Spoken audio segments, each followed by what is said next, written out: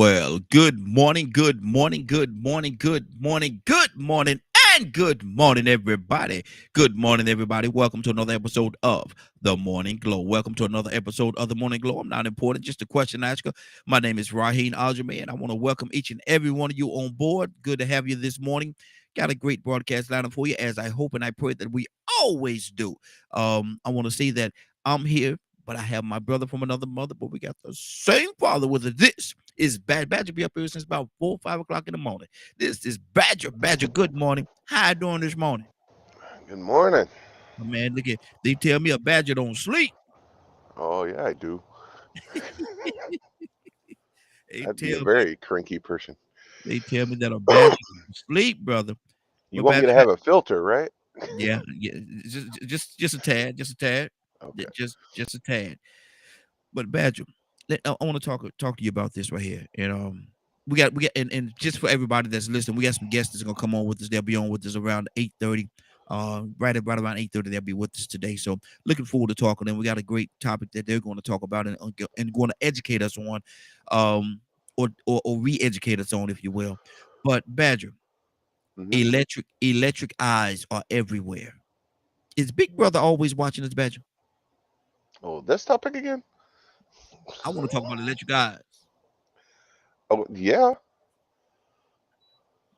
Why? And I I think mean, and truth of the matter, to your point, we did say we was gonna revisit this thing. I just didn't know when. Now it's the when. I don't know that. I shared a video with you that you should probably play. Hmm. I'm like, that's funny. Hmm. That actually talks about this. Hmm. Well, Badger, we're gonna talk about it. Come on, let's talk about it. Tell everybody what's going on, man. How is Big Brother always have an eye on us or ear on us? Is always in our business, or do we really have any freedom? Do we ever have any freedom anytime by ourselves to ourselves where Big Brother is not watching? Do we ever have that, Badger? Not if you have a phone on you. Mm, mm. Go ahead, brother. Don't stop So, right see, a lot of people don't realize like the fine print when you sign into like Facebook, TikTok, Twitter, Google, all that stuff. there. Hmm. You give them permission. To watch you. Yeah. Mm, Why would why does explain to me in a logical way, why does Google need your camera? mm-hmm. Yeah. Why do you have to give it permission? Mm-hmm. And truth of the matter, it does say that we want to have permission to use your camera and your microphone. Yep. Mm-hmm. It does say that. You know, what I mean, I can't dispute that because it does. And when you get on certain apps, before they allow you to have the app, you have to give them permission. It's a So Badger, very what? So Badger, let's act like now we're gonna do this thing like we did once before. I want you to talk like you're speaking to an alien from outer space that don't know anything about what goes on here on Earth, and I want you to explain to this alien from outer space why they want your permission for these things. Help us out. Talk to that alien. I would refer them. No, no, no. You have to explain it. You got to explain it. No, don't refer I to nobody. don't have the You same explain words. it. Of course you do. No, no, Free, not the way that look at that free, right there. free your mind, and the It's rest not a will free follow. the Do, mind do, thing. do. Go ahead, brother. Explain. I mm, it's commerce, Mm-hmm. capitalism. Mm-hmm.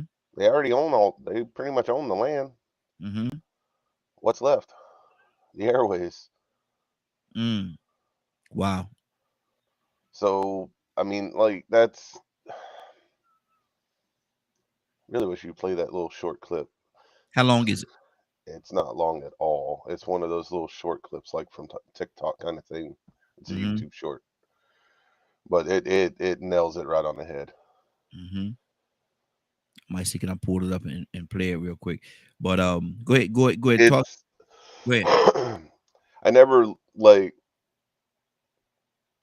I've been digging into it and like the Facebook changes, changing the meta and all that kind of stuff, and dug deeper into when did it start really Mm-hmm. when did it start really becoming like such a issue. Mm-hmm. Because I remember in the 90s, when I was 17, 18, you could do all kinds of stuff with your computers and things like that. Mm-hmm. And some people still say that you can, and I'm like, within guidelines.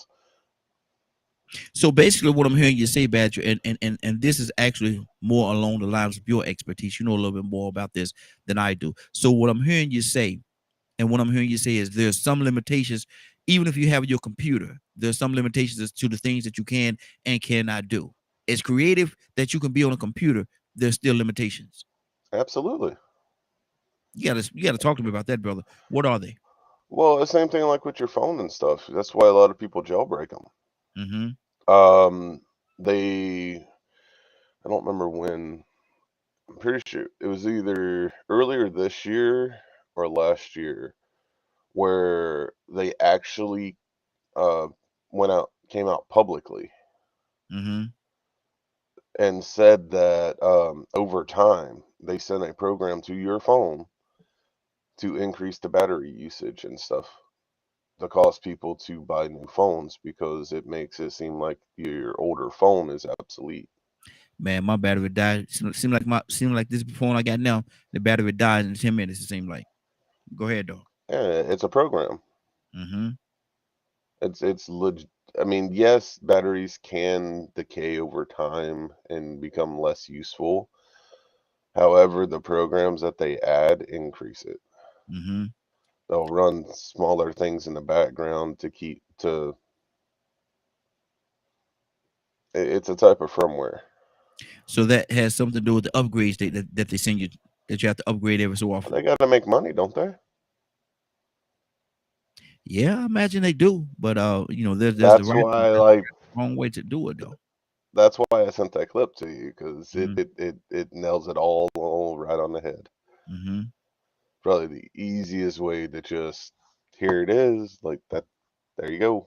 Mm-hmm. Let me see Um, can I pull that clip up for a second. I'll keep talking, Badger.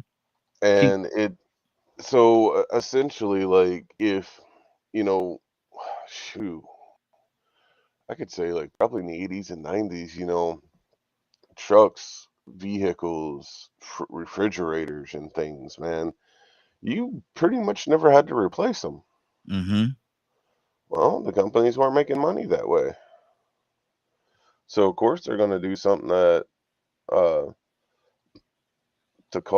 to what's the word Weird. I'm It's looking weird. for? It's complicated.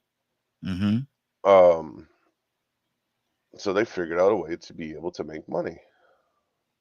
And that's by using less adequate, um, hardware and things of that nature. And then on top of that, they went, oh, we can put these programs in that do this, this, or this. It's like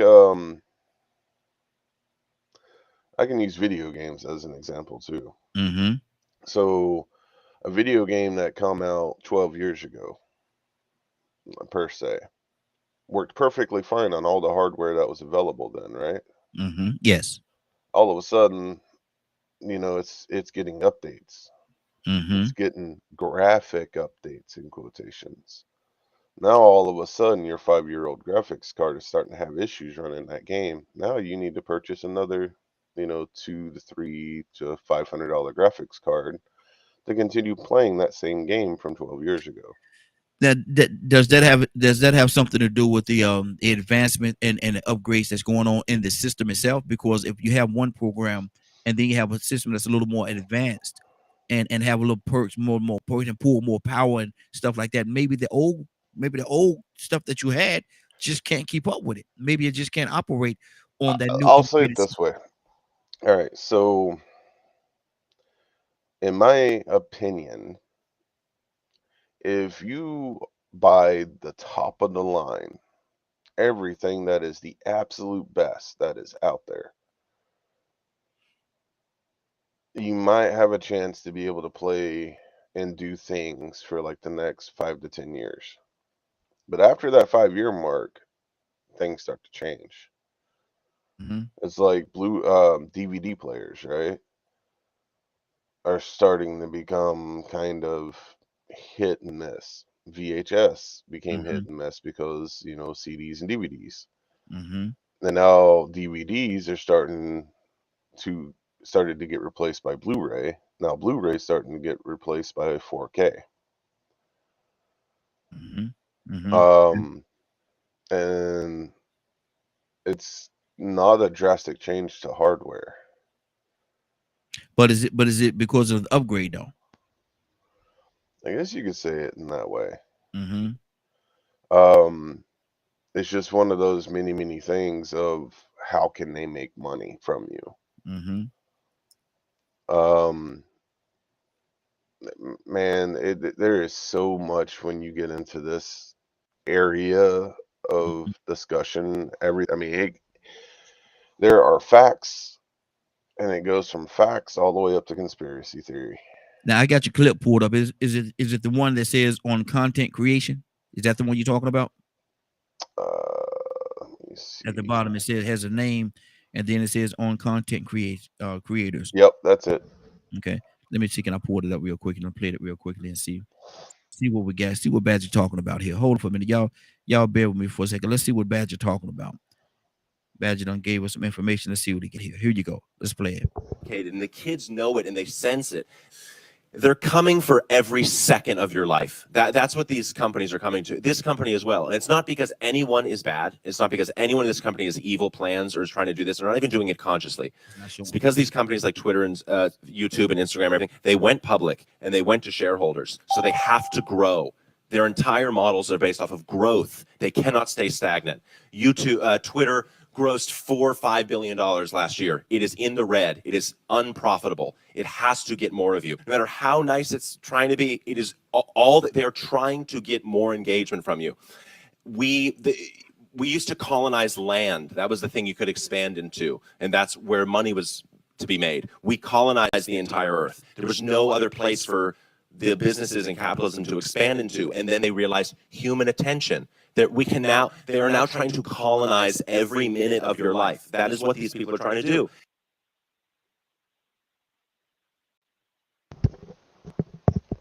What do you think of that? Wow. So it's basically, in a nutshell, it's saying that Big Brother is trying to take over and trying to stay in charge. They're colonizing the internet. Wow. Think Wow. about like in the 90s how much freedom we had. Mm-hmm. Literally, kids could literally just put pieces of computers together and make it work. Mm-hmm. Now you got to make sure everything's compatible to the 9th degree. Linux used to be really big back in the day. Mm-hmm. I had someone ask me, well, why don't you just get back into the computer field? And I'm like, I can't afford college. I'm like, what's college got to do with it? And I'm like, well, I can do a lot of the basic stuff, but then it gets to a point of where you have to have a Microsoft ID number to do certain things. And that's their way of keeping an eye on you, basically. Oh, absolutely. Mm-hmm. Let me go to Cassandra. Cassandra, good morning. How you doing this morning? Good morning. Cassandra, we're asking a question. Electric eyes are everywhere. Is what we're talking about right now. We have a guest that's going to come on about 8:30, and we're certainly going to change the topic when they come on. But right now, we're talking about electric eyes are everywhere. Is Big Brother trying to keep an eye on us? Is Big Brother trying to control everything or watch everything that we do, Cassandra? Well, I don't think I see. I just look at it. I look at it different. I feel like we have much more going on. And we have to be more secure today than we've ever had to be in our history. And let's not fool ourselves. It's people watching us, even from other countries. So it is important for us to stay on top of our game, just like they are on top of theirs. And as far as crime and other things are concerned, we need every eye out. I don't have a problem with them looking and seeing, because you shouldn't be doing anything illegal.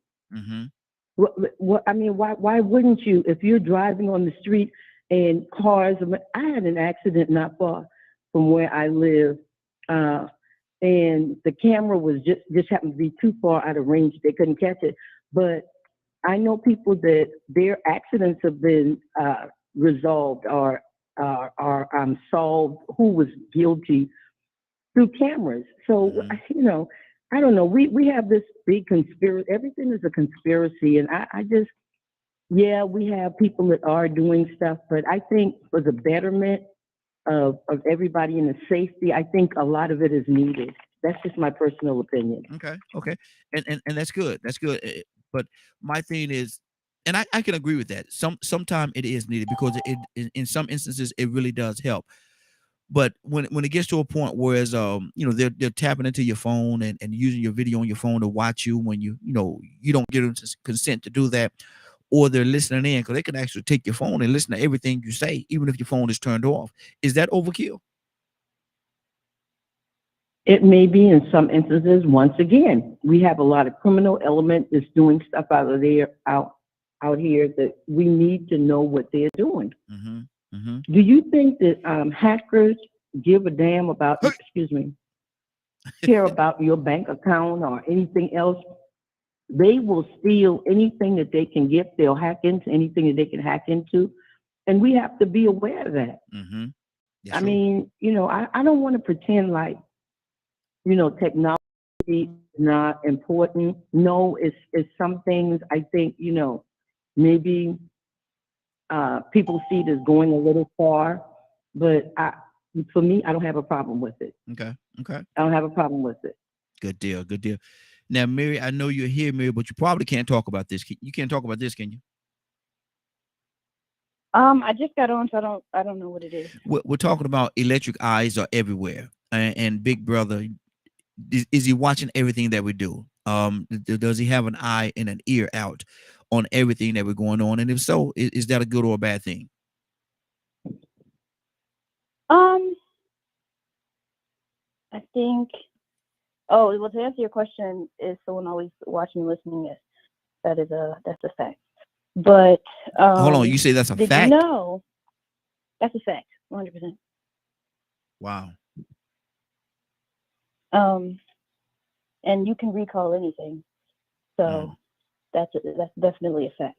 But I think that I don't know. I find new things out all the time. I just found out a few hours ago on YouTube. I don't know how, you know, true it is. I didn't do any additional research, but it was said on there that when you're on a website and it says, "Oh, are you a robot?" It's not actually finding out if you're a robot. It's not by what you click.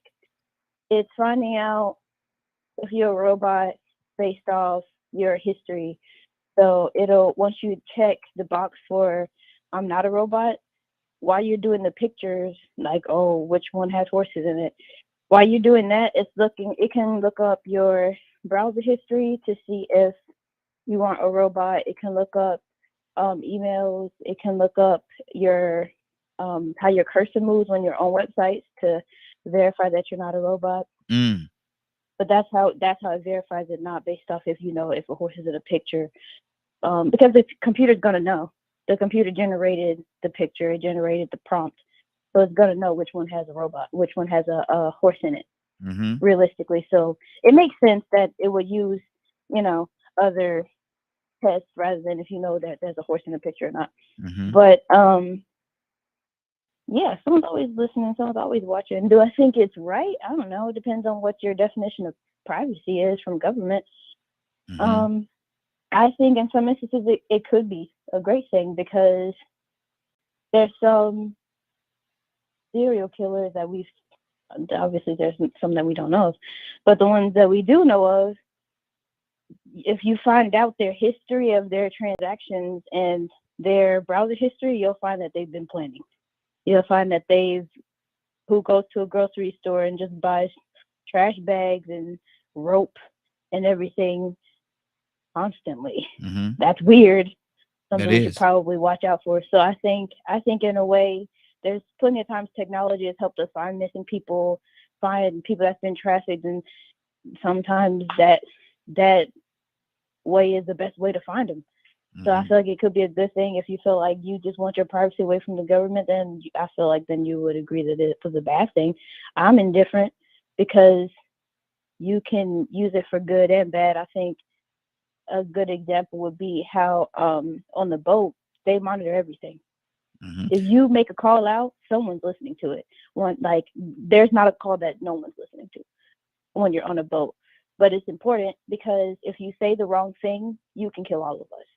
Wow. Because who knows if there's been times where people have hacked us and or tried to, and if they get in and you're talking to your mom, telling her we pulling into, I don't know, anywhere tomorrow, well, now they know where we are. That you can watch history to see what happens when people know where we are. People die. So, or people find out secrets, or they find out things that they should not know. That puts more than us out there in danger, but it puts y'all at home in danger. So it could be a good thing and it could be a bad thing. It's honestly based off of your political views. I'm indifferent because I've seen it go well and I've seen it go bad. Wow. And see that's a lot though. You just put a lot out there, man, because some people don't even think about it and they just free and they free to have the conversation. They feel like they can have the conversation that they want to have. Why can't I just say what I want to say? But you put a different spin on it because other people are listening. And because of the fact that other people are listening, you have to be real mindful as for what you put out there. So I can agree with that. But let me go to Tucson. Tucson, good morning, sir. How you doing this morning? Let me clear my throat. Tucson, what do you think about this, man? Because I got a couple other things I want to say, but I want to get everybody's perspective before I dab into it a little more. What do you think about this, Tucson? We're talking about Big Brother, and Big Brother always having an eye or ear on everything. Is that a good or a bad thing? Because you're being watched. Whether you know it or realize it or not, you're being watched. Everything you do, you're being watched. So what do you think about that, Tucson? Is that a good or a bad thing? Well, when Mary was talking, it made me think about a lot of things because this society needs somebody to watch it.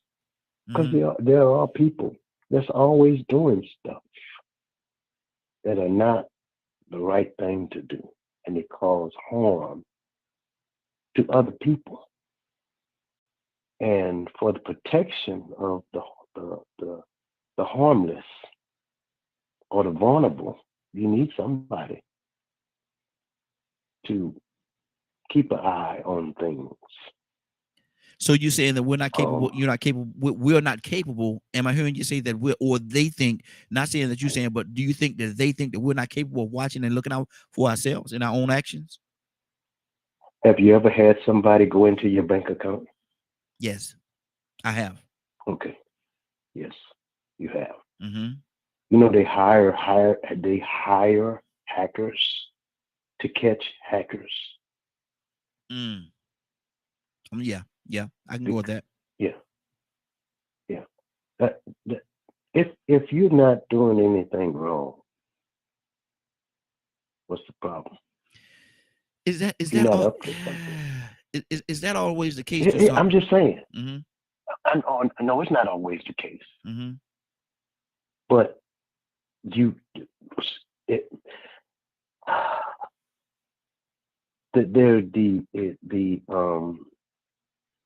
I remember when I was in the military, if one person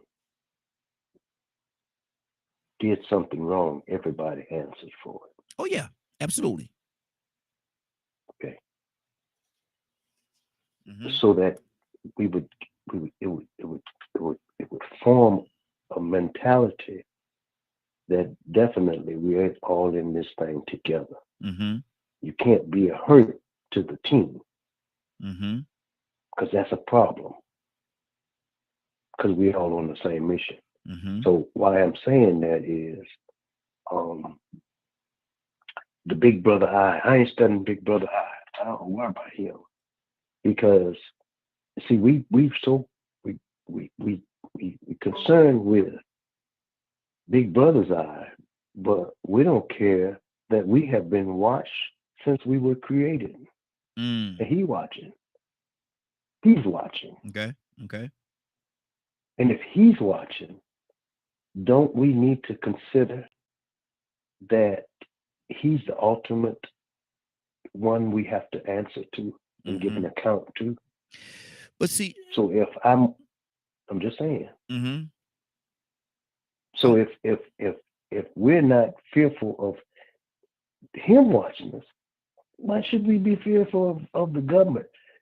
Man can't do me nothing. I ain't studying because I'm gonna try to keep myself as best I can. Now there are some conversations that I have personally that I feel like nobody should know about. I have to admit that. There are some things that I do that I feel like that's nobody's business. But if you got that much time to be watching me, you keep on watching. Okay. See, this is good, and like I said, I know that we're gonna have our guests come on about 8:20. Well, the guests gonna come in at 8:30, and so I wanted to talk about this morning before, and it's a totally different topic we're gonna talk about with our guests. But Badger, talk to me, brother. You know, this is real deep, man, because they are watching. Yes, they're watching.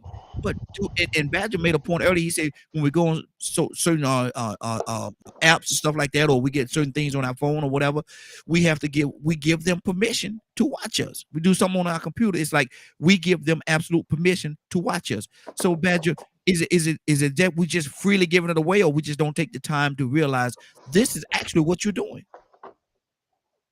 I'd say the latter, because most people would look at, oh, I'm using Zoom. I need to give it permission to use it. Like you using the website that you're using for streaming. Yeah. You have to give it permission to access your camera and mic. Exactly. So it's just it's things like that. So it's more, it gets into the area of, well, darn, I'm glad you said darn. Yeah. You know, if I don't give it permission, I can't use it. But if I give it permission, then that gives, other access. They could abuse it. Yeah. Right. So like, I agree that it can be used for good. To help catch a lot of bad people out there. However, I know we also need to find draw a fine line when it gets into. So my sister came up to visit, right? And she was looking up and researching some stuff in because she lived in Mexico for a while. So okay. she'll Google and search some of that stuff. All of a sudden, on mine and my wife's phone, we were getting topics that my sister was looking up in our Facebook feed for ads. Me and my wife were talking about solar power, and all of a sudden we started getting ads. And then the next thing I know, I started getting phone calls from solar companies just by Googling solar power in my area. I didn't give anything permission other than just searching on Google. So to me, there are areas of it where it could be very useful for the whole of community across the board. What it's also, where does it cross into the freedom territory? Yeah, that's my point. Where's the lack of right? So if we're giving all these things permission and we're not, then technically we have no right to be angry about them doing all this. However, I would like an option to tell these ad companies to go, I don't want you to have my information. I don't want you to know what I'm searching on Google, because 99, if not 100% of the time, I'm not going to buy your product. I was just curious about it. Exactly. So Go ahead. And a lot of time I think that, like you said, to your point, I think they share it a lot. You click on one thing and before you know it, you're getting all these other ads and all these different phone calls. They call you and everything based on something that you clicked on or that you put your information into. And so it's a Well, lot. It's a lot going on with it. that's going to depend on how far down the rabbit hole you want to go. Yeah. And much like Mary, there are some things that even I'm not going to say or Wow. not at liberty to share. Okay. You have to think, like, there are certain things that you have to be cautious of sharing, because some things that are done for security reasons, while other things are done due to corporate reasons. Okay. And you kind of got to look at it from both of those perspectives primarily, in my opinion. Got to hit both angles. Absolutely. Rico, good morning, sir. How you doing this morning? Man, I can't complain, man. Just out here getting it in. What's going on with y'all? Glad to see another beautiful day. Absolutely. Good to have you, brother. We're talking about electric eyes. We're talking about big brothers all over the place, man. And he's watching you through your phone, through whatever it is, watching and listening to you. Rico, how do you feel about that, man? Do we give too much of our freedom away to Big Brother? Oh, yeah. I mean, that's the price for convenience. So, some people don't have these conversations because they're not that dependent on convenience and technology for their recreational use. So, I mean, sometimes, I'm going to tell you what crackheads do. Crackheads complain about money, but then spend it on dope. I'm going to leave it at that.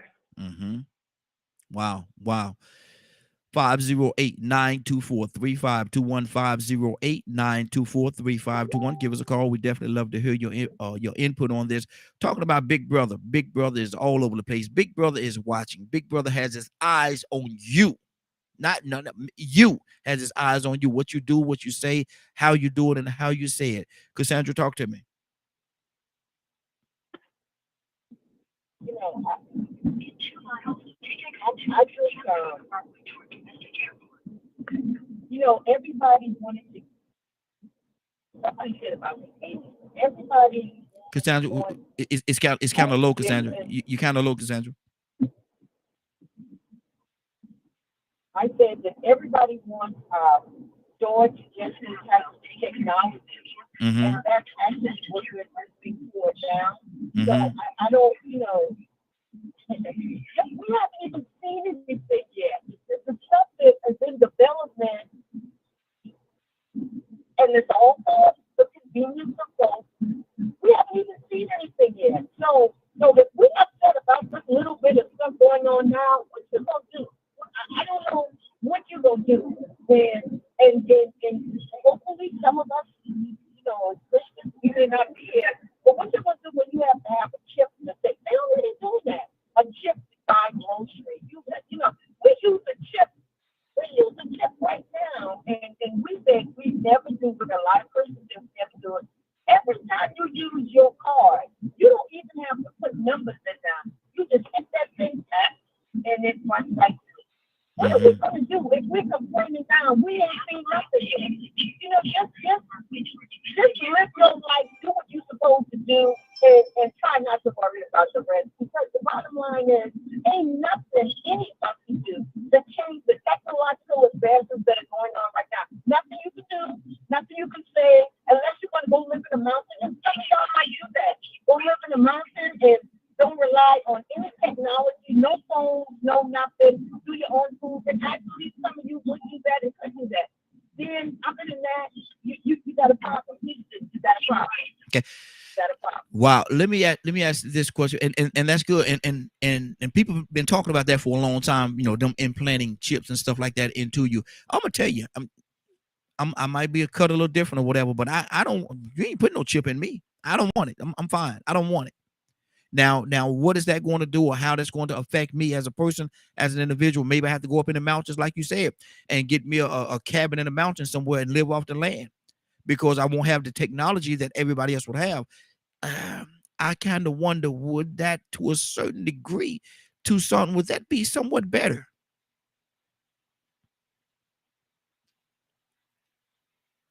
Well, mhm. I don't know, man. You know, some things I don't worry about, but I ain't putting no chip. I'm like you. I remember when I was in college.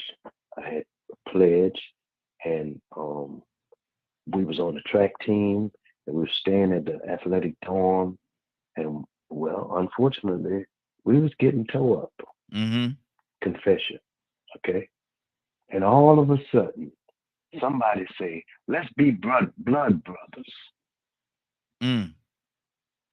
So in order to be blood brothers, you had to make a mark on you, or cut a mark, cut yourself on the wrist, so you can mix blood. Mm-mm. I sobered up right quick. I said, I ain't finna be blood brothers with now one of you. You think I'm gonna injure myself? Mm-hmm. Why I'm saying that is I'm not gonna add nothing to me that I didn't born with. Mm-hmm. Mm-hmm. Yeah. Period. Yeah. Yeah. Nothing. Yeah. You know what I'm saying? Yeah. I'm not going to Walmart dye my hair. Let it Mhm. get white. I'm Mm-hmm. good. Mm-hmm. If my teeth fall out, you know, I might try to get me some dentures, but you know, right now I'm chewing pretty good. I'll work with what I got left. that doggone Tucson. That doggone. I'm just saying. I'm not mad with people with tattoos. That's Mm-hmm. on you. Mm-hmm. Mm-hmm. But I don't want nobody adding nothing to me. Yeah. Yeah. If I born up and I was finna school way out there, but I'm not gonna do that. Mm-hmm. Just so happens all I'm gonna say is I born a man. There you go. I'm Yeah. gonna leave it like that. Leave it right there. Leave it right there. So I'm satisfied with the way that God made me. So to put an implant in me voluntarily, I think they're gonna have to sneak it on me. Yeah. If it's on my phone, then so be it. Mm-hmm. If it's the chip that's in my credit and debit card is that thing that they talking about, well, I didn't voluntarily do that. Mm-hmm. They snuck it up on me. Yeah. Yeah. So I don't know, but for you, because we have to, I'm careful enough to think that if so happens, and I'm going way out there, Badger, I'm sorry. You know, we talk about the mark of the beast. I'm not fearful of that because I'm finna plant me a garden right now. Mm-hmm. So I won't have to worry about buying and selling. Mm-hmm. I'm just trying to prepare myself, you know. But some things I don't worry about, right? I just don't. Yeah. Yeah. Exactly. Exactly. Mary, what's on your heart? Mary, talk to me. Should we be afraid?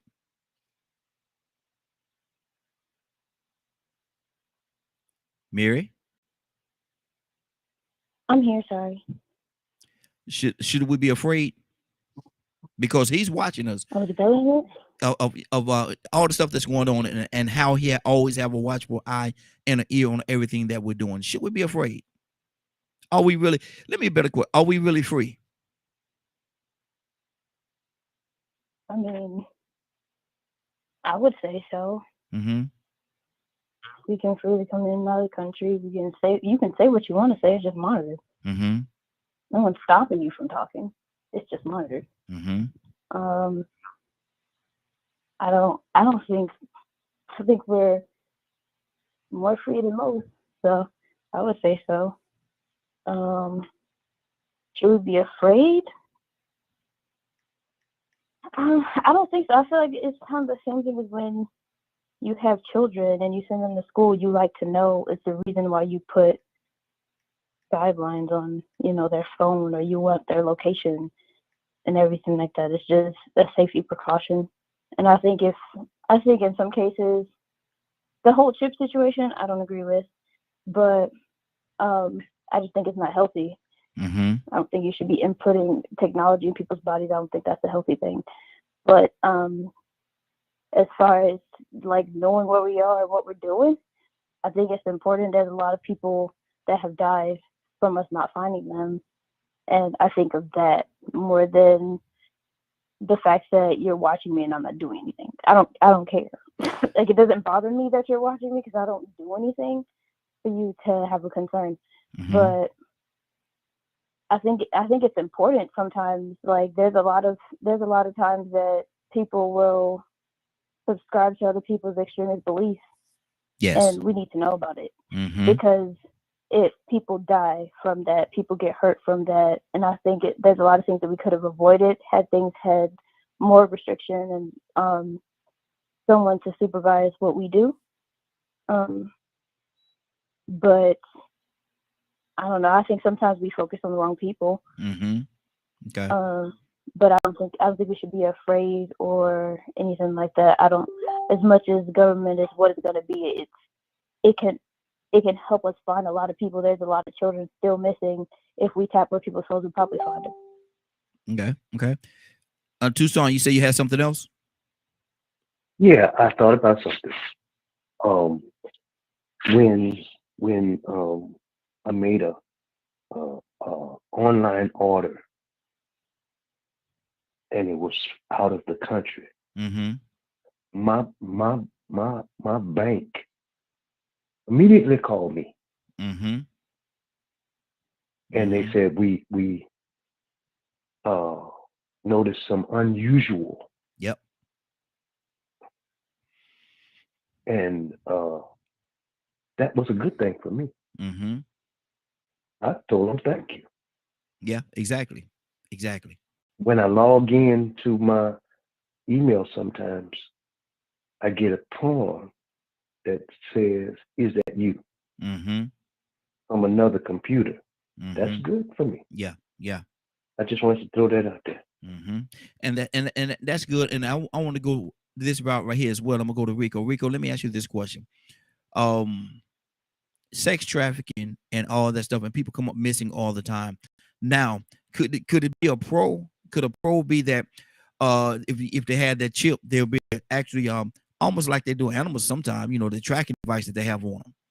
Now, if for sex trafficking and stuff like that, if they had that chip on them or they implanted that chip, could that be a good thing? Now you'll be able to find out where the people are. Could that be a pro? I mean, of course. I mean, it's a pro and a con to everything. I mean, I see this day where people had those things put in their animals and they found them or recovered them 12 years later. They thought the animal was dead. Yeah. 12 or 13 years later, you know what I'm saying? They recovered that animal. I also saw a commercial where I think the new iPhone has some type of crash sensor where if you have such an impact and your phone can feel it, and I know it has that sensitivity because this is what counts my steps every day, my simple step pattern. It counts every single step that I take. So now they have a crash impact sensor that'll send emergency services to you immediately, whether you call or not. Unless it might send you a warning to see if you can respond or something. But man, that's some good technology. You know how many missing people have been found or murders have been solved because of the pings from cell phone towers? Yep. Exactly. I imagine if they had an implant in JonBenet Ramsey or some of these missing children, they would know what was going on. I mean, so there's a pro and a con to everything, but it's all about security. The question is, whose security? Some of them sell you they'll sell you on the fact that they're supposed to be protecting your security, but at the same time they're selling your information. Exactly. But now it's not only is it about security, but it's about access and acceptance. When you go on these apps, you have this button that you click and it says, "I accept the terms of this agreement." And then all that little fine print is telling you we are not responsible for this and that, and we're not responsible for this and that. All the big words that you ain't got time to read.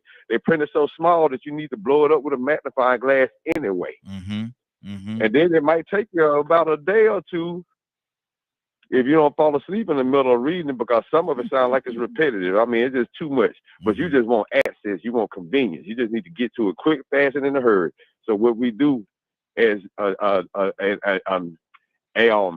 species full of technology addicts, behavioral addicts. And what we do is we sacrifice Yeah.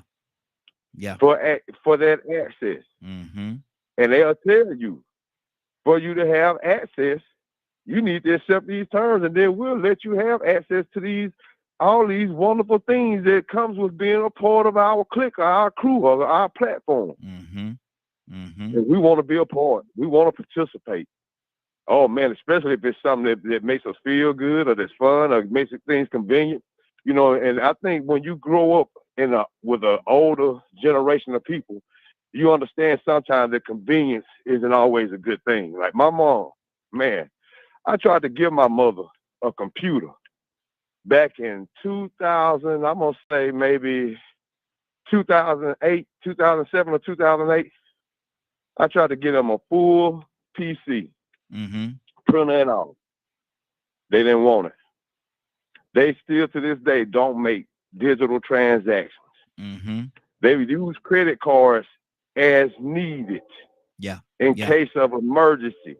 Mm-hmm. And see, I'm sort of brought up on that same form. Now, don't get me wrong, I'm more up to date. So I had my turn with that convenience of swiping that card and being so easy to the point to where you ain't even paying attention to your balance.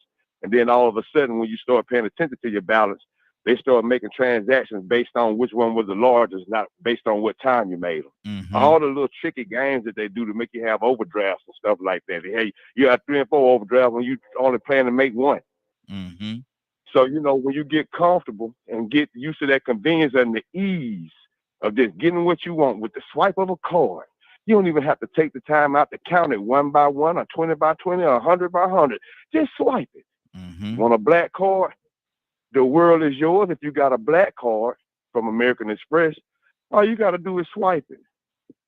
I know people right now that's in debt from credit cards, from buying clothes every month. Mm-hmm. And once they pay their bill, they're paying the minimum and they ain't thinking about the interest rate. Mm-hmm. And they're going right back making another purchase as soon as they see that sale at Macy's or Dillard's or Louis Vuitton. Just lost. So I mean, yeah, man, it's a pro and a con to it all. Okay, Cassandra, what do you say in the world that you live in, Cassandra, and you deal with a lot of people, trafficking and stuff like that, and you're an advocate, man. You go out there and you fight all the causes. Do you think that if people had that chip in them, it would help lessen the fight that you have to fight, because they could just zone in, if you will, and find out where these people are? Is that a I would not want you know, Rico hit so many good points, and it is pros and cons to everything. I would not want someone to have a chip in them no matter what. Okay. No matter what. Mm-hmm. I just wouldn't. Okay. But we have to remember about everything else that we are chipping the spiritual side of it. We're doing the chipping right now. We're doing the chipping right now. Everybody on this phone more than likely has a credit card, has a debit card, has some kind of card that gets you into your job or whatever. So we're using the technology that the Bible spoke about way back when, we haven't even thought about technology. Fact. So we have to be aware of that, you know. So it's just, you know, I'm just wanting to be careful to live right.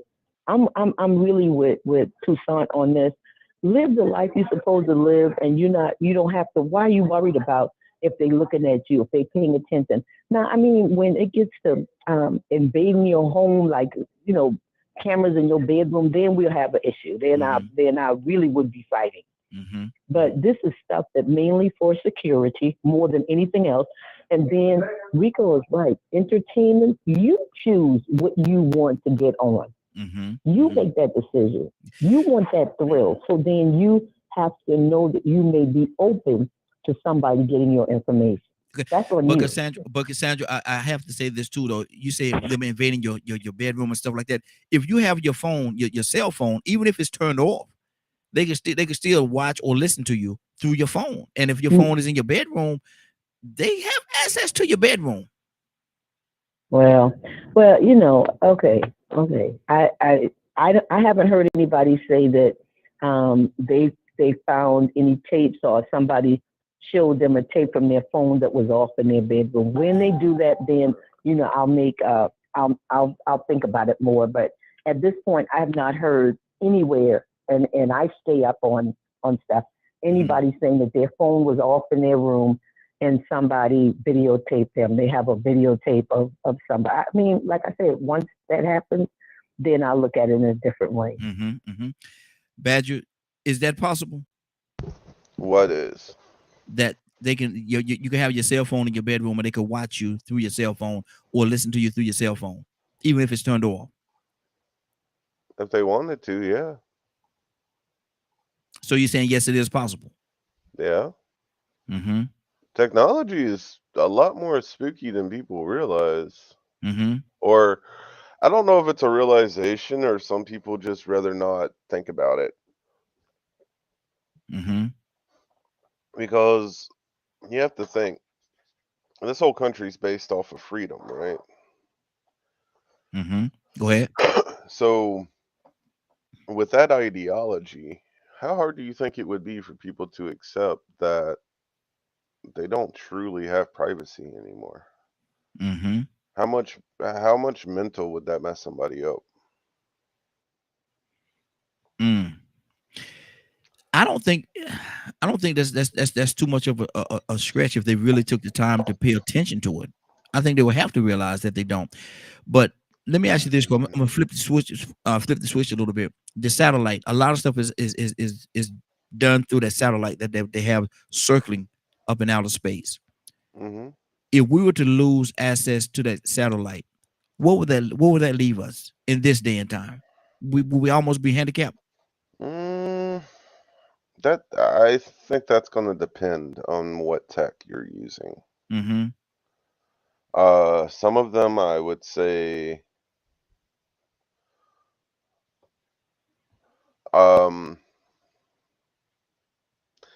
yes, and some I'd say no. Because you have to look at the power grid. Power grid's not hooked up to a satellite. Some cell phones are predominantly cell towers, not satellite. So I guess in essence, it's going to depend on what is it being used for, and how much of a security risk is it if we lose it. There's a lot of satellites up there. Yeah, there is, and my thing is a lot of your electronics and stuff that we use every day, that we become hostages to, if you will, is controlled by that satellite, and if it goes down, immediately all that stuff goes away. So are we willing to go back to the 50s and the 60s when we didn't have all this technology? And can we I know we can survive, but do we want to survive in that era? I mean, how many people could survive without GPS on their phone? How many people still actually know how to read a map?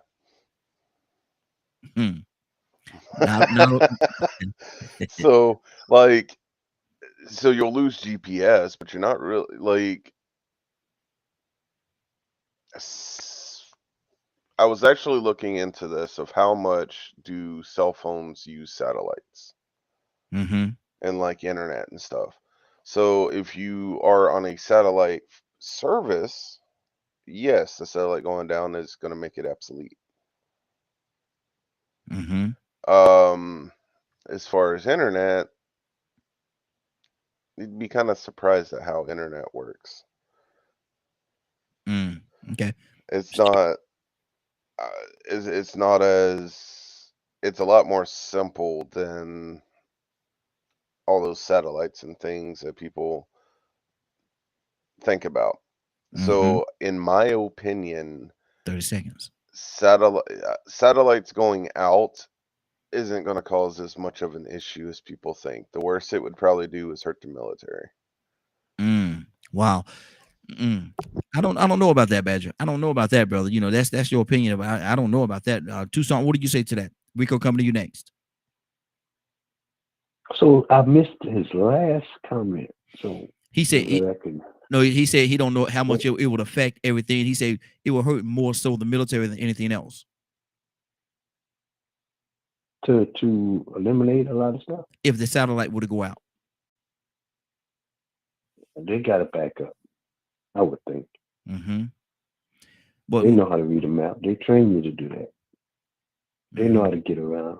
Mm-hmm. They got places that they look at diagrams and what you call that? I think American where you they can the altitude and longitude, they can get to a pinpoint to the exact spot of anything they want to. Look at the military. Mm-hmm. It's not just, I wouldn't think that it's all on, they give everything over to technology. There's a backup plan, I promise you. I would think that we talking about they would get, I would think that they would get to the ground root of the matter. And because there are certain things that they have to do that we don't even know about, that they'll put a person or people out there and they make them walk or run or however, they drop them off in the middle of nowhere, and they without no communication. And I promise you, they get there.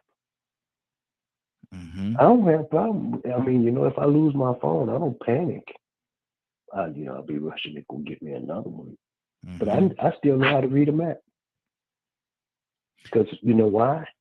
Because GPS will lead you to a dead end. Yes, sir. And I better not go to places like New Orleans, or Chicago, or Philadelphia, some places in Philadelphia or New York. I'm not going to ask nobody nothing. No. Talking about where I'm lost. Can you tell me? Now that's a setup for you. Exactly. Because they'll lead you to a dead end and rob you blind. Sure. As a matter of fact, I was going that way myself. Come on, I'm gonna show you how to get there. Come on.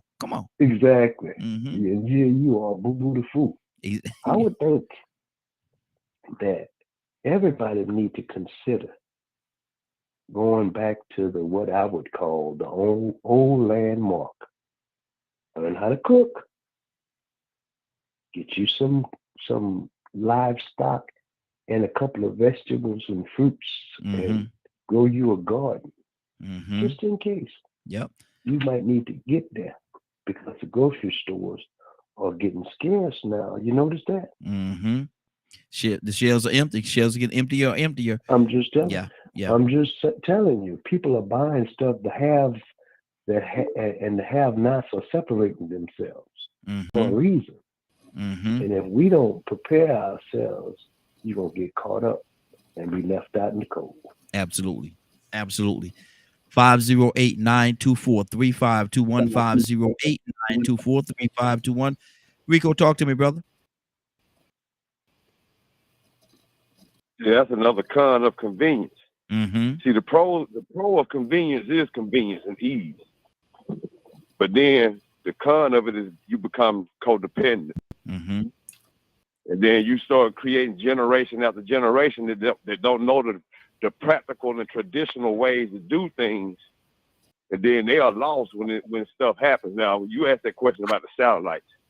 You ever seen MacGyver? Yes. What you think he'll do? I think he's going to find a way to connect to that satellite. Yeah. Because he knows that satellite is running off a different type of energy. Then you got people that spend millions of dollars to build bunkers with solar panels and generators, you know what I'm saying, that will be self-producing. They can maintain life for your nuclear energy. Some people got, bunkers with nuclear energy. They don't have to worry about running out of electricity. They got a whole nother way to where they don't have to worry about the power grid. And then when you say satellites, well, it ain't no dust satellites. It might be a couple million satellites. And I guarantee you some of them are wired to back up another one when one fails. Guarantee you. As a matter of fact, I think they was. I was reading something about the Voyager 2. Went out to space and was sending back weird signals and doing some strange stuff. And they're like, man, something ain't right. They thought it was something, maybe an alien was going on with it. But then they realized that one of the computers malfunctioned. So, and it didn't go to the backup computer the way they were supposed to. But once they figured it out, and it took so long for the message to get back to Earth, that all they had to do was put the program in to tell it to switch to the backup. Mm-hmm. Now they're able to keep up with it again. It's Way out there, man. I mean, millions and millions and millions of miles away, man. This is something that I think they sent out of here in the 70s. Mm-hmm. Wow. You know, they got remote control airplanes. Mm-hmm. Technology is something serious, man. You know what I'm saying? I ain't gonna even get into the remote control airplane though, because then I had to dive into 9/11. But you know, when I was young, I used to see these commercials and see these news reports about crash tests Mm-hmm. for safety and for black boxes to see if the black boxes would survive. And I would see these big 747s being crashed out in the desert. I mean, this was like, man, in the early 80s and late 70s. Mm-hmm. Like, come on, man. Why that pilot just crashed that plane and kill himself like that? She was like, what? Ain't no pilot in that plane. I'm like, well, what did he do? Did he parachute out? She was like, what kind of car is that you drove over that plane with? I said, that's a remote control car. She said, that's what they did with them planes. She had the sense to realize back then that that's how good technology was. But it didn't dawn on me that they had technology that huge for a 747. Even though my daddy had a remote control airplane, I still didn't realize they had that type of technology way back then to control 747 jumbo jets to crash them on purpose just for security and to see if they could save lives or to protect the black box. So, I mean, man, I don't think, I'll say everybody won't have a problem if the power grid goes out. If certain satellites go down, I don't think we'll have too many problems. But, it still comes down to not wanting to depend on those things and going back to understanding how to live a practical life. Using things as needed and not abusing it. Because one thing about it, some people that don't have the internet, but they're used to it, if they had to go back to learn how to get information, that library would be like Chinese to them. Absolutely. Reading a map would be like Chinese to them. And I'm like, dog, man, listen, I use GPS walking around New York. Man, I gave myself a 5-hour window. I was going to go to New York and spend some time down in Times Square and just, have me a good time. I wasted an hour walking around in circles, listening to the GPS. I finally had to put my phone down, look at the street signs, and go back to my practical thinking. Exactly. And just read the street signs and just use 1 + 1. Okay, this is 42nd Street, or this is 45th Street. I'm trying to get to 42nd Street, and just went from there. Instead of, I didn't even have to ask anybody. Before I know it, I was giving people directions. Exactly. But I had to put that phone down. Because it had me messed up, going in circles, looking goofy. And it was too hot for all that. Exactly. But that's what it is, man. 'Cause like I like to feel as though, truth of the matter, I can live off the land, man. Because I have garden, always do my garden and stuff like that. Also, fishing and stuff like that. Man, I can live off the land. I go fishing. We'll probably eat fish every day, but I know how to go out there and get them. So, we won't be hungry. That's one thing we would not be. Mary, what's on your heart, Mary? I think the most important thing is you gotta think of redundancy in all things. There's never gonna be one satellite for everything. We'll never do that. And the military wouldn't shut down if 2 of them even went down because there's such thing as a footprint. Footprints overlap. A lot of them do. If you look at the general footprint of many things, and then there's different shots that you can do. It's like a whole thing. So it would never be a time. Every single one would have to go down for it to be a problem. Or we would have to be so far out of a footprint, because even if you're out of a footprint, you can still go to that satellite. It's just not going to be the same connection. You got to think of your phone. If 5G is going to be the best, but you can still work on 3G. You just have to take some time with it.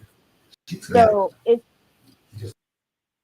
don't think there'll ever be a time where it's going to be a shutdown because of a satellite.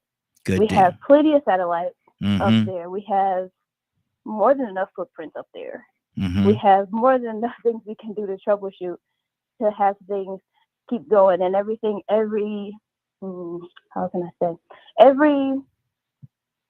everything has redundancy for a reason. Mm-hmm. Because we know that technology can go down, technology can fail, and it can not even be down and not work. Mm-hmm. But you Exactly. have to troubleshoot it. You can't just troubleshoot it and have no communications. So there has to be redundancy. Mm-hmm. There's, I can't say that. It has to be redundancy. Absolutely, absolutely. Now we're about to switch over. I say we have our guest with us. Ellis, Dr. Ellison, you with us? Dr. Ellison, are you with us? I'm with you. I'm with you. Can you hear me? Yes, we can Hello? hear you. Is your video available? Let's see. Let me get this thing working right here. Okay. Oh, Okay. here we go. Mr. Khalil, are you available, sir?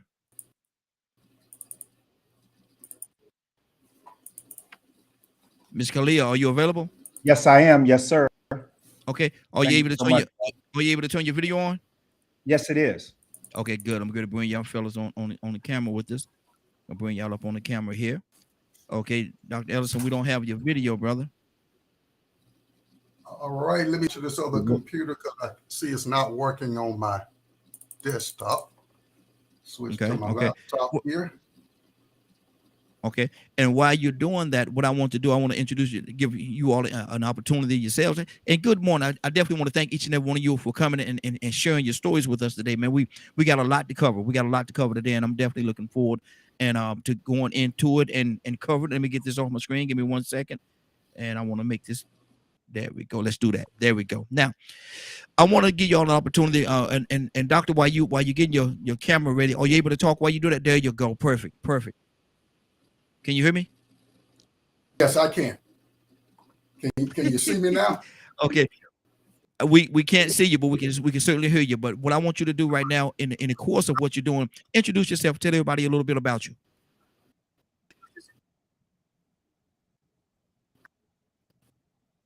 There you go. All right. Well, can you see me, brother? Yes, sir. Yes, sir. Can you We see got me? you. Okay. Let me turn one of these computers off here. No, I got it. I'm taking care of it right now. Go ahead. There you go. I got it. All right. And that. Good. Yeah, you good. I thought you had frozen there for a second, but there you go. Go ahead, brother. Keep it rolling. All right. We Well, can roll this thing together, brother.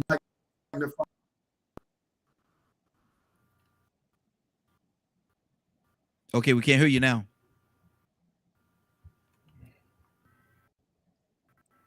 We cannot hear you, brother. You might if we have an issue with your video line, we can hear you now. Go ahead. But let me say this to you, just moving forward. If we do have an issue, let's call. I'm gonna get you to call in. We can hear you right now, but it's very broken up. It's very broken up, brother. You might want to get on the phone line.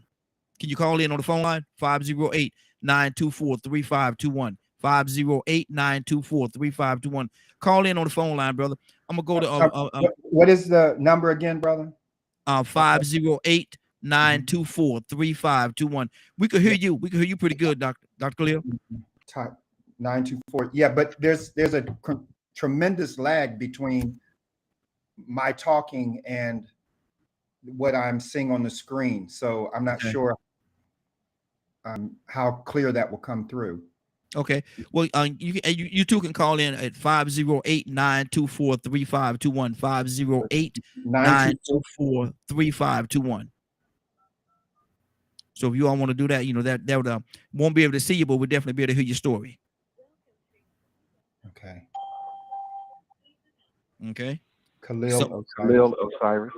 There we go. Now we got to get you. Let me see. Mute this line here. Hold on. Stay where you are, Khalil.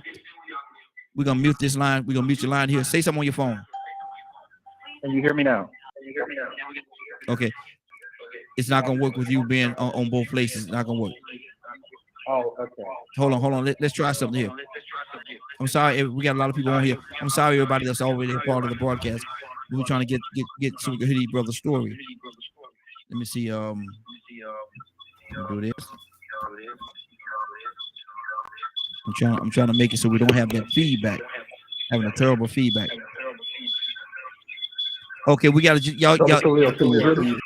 y'all have to be just on the you have to be just on the phone. You disconnect, disconnect your services here and just be on the phone with us. Okay, let me see here. I'm here. All right, good deal, good deal. Okay, can you hear me well? Yeah, we can hear you. I think we have an echo coming from your line, though. I think we have an echo. Yeah. Maybe I need to turn my laptop off. Turn your laptop off. Yeah, turn your laptop off.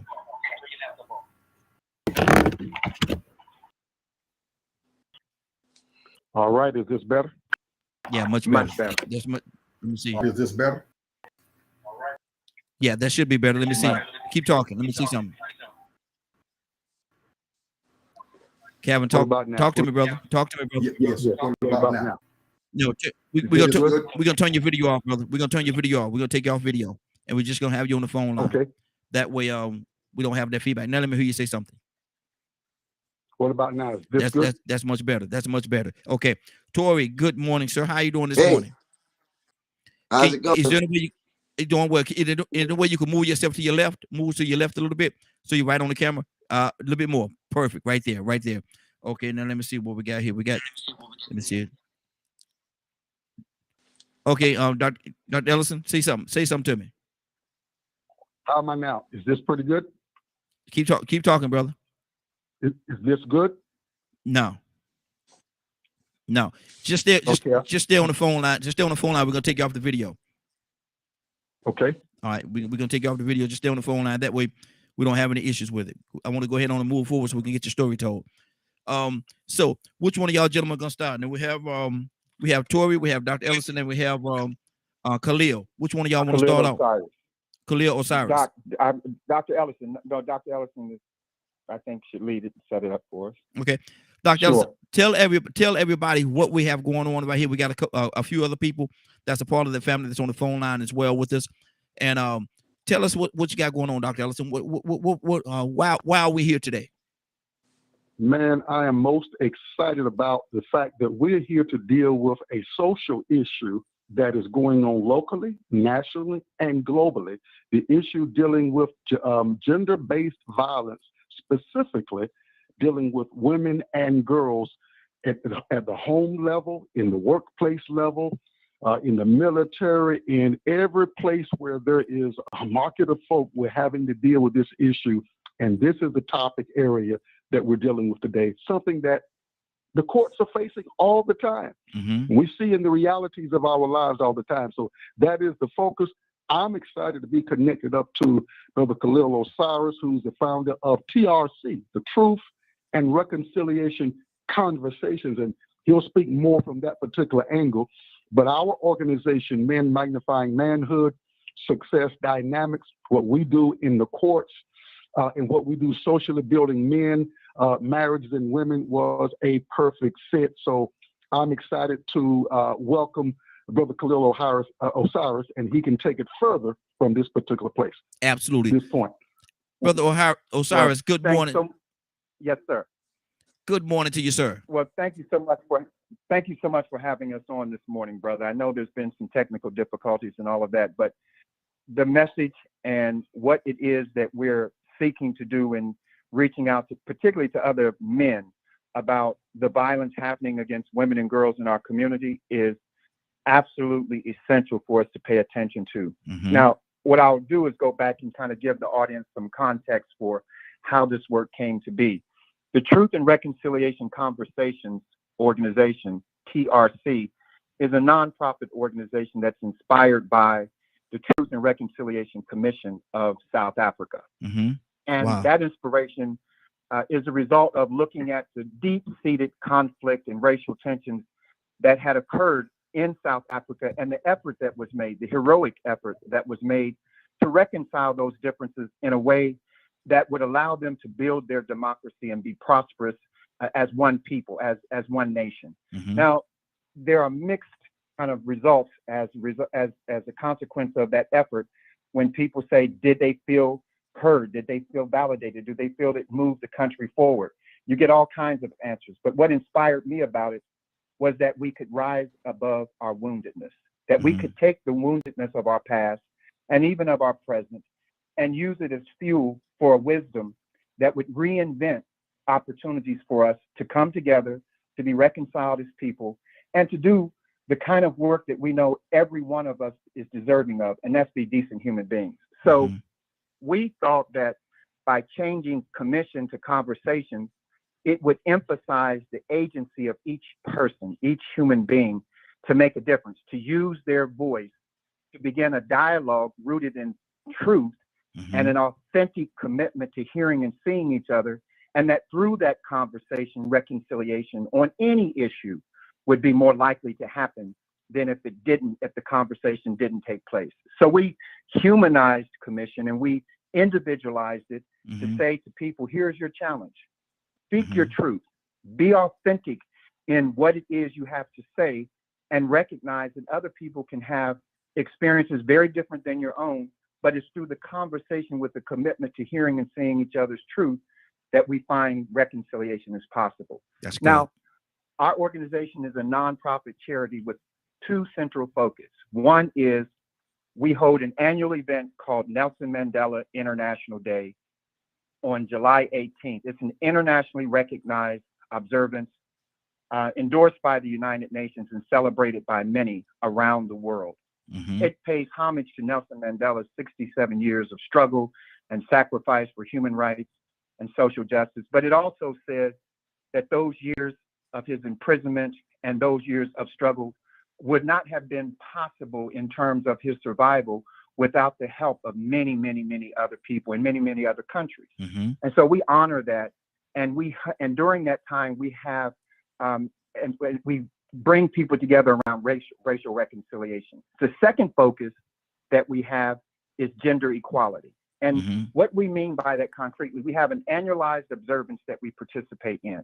It's called 16 Days of Activism Against Gender-Based Violence. It's a global observance participated in by tens of millions of people around the world each year between November 25th, which is the International Day for the Elimination of Violence Against Women, through December 10th, which is internationally recognized as Human Rights Day.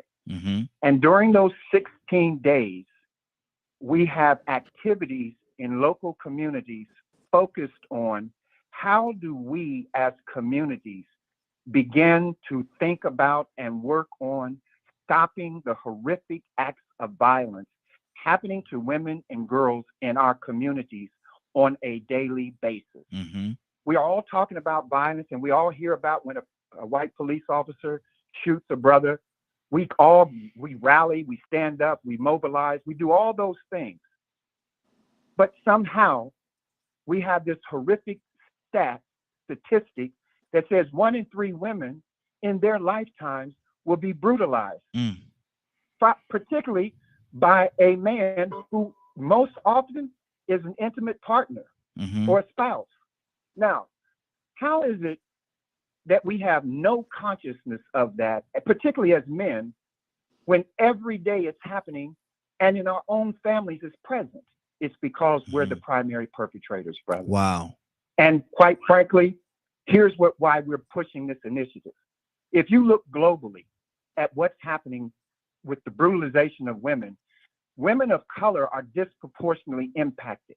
Girls of color are disproportionately impacted. And not only that, brother, here's a really, really other tragic stat about it. They're being impacted by us. They're being abused by us.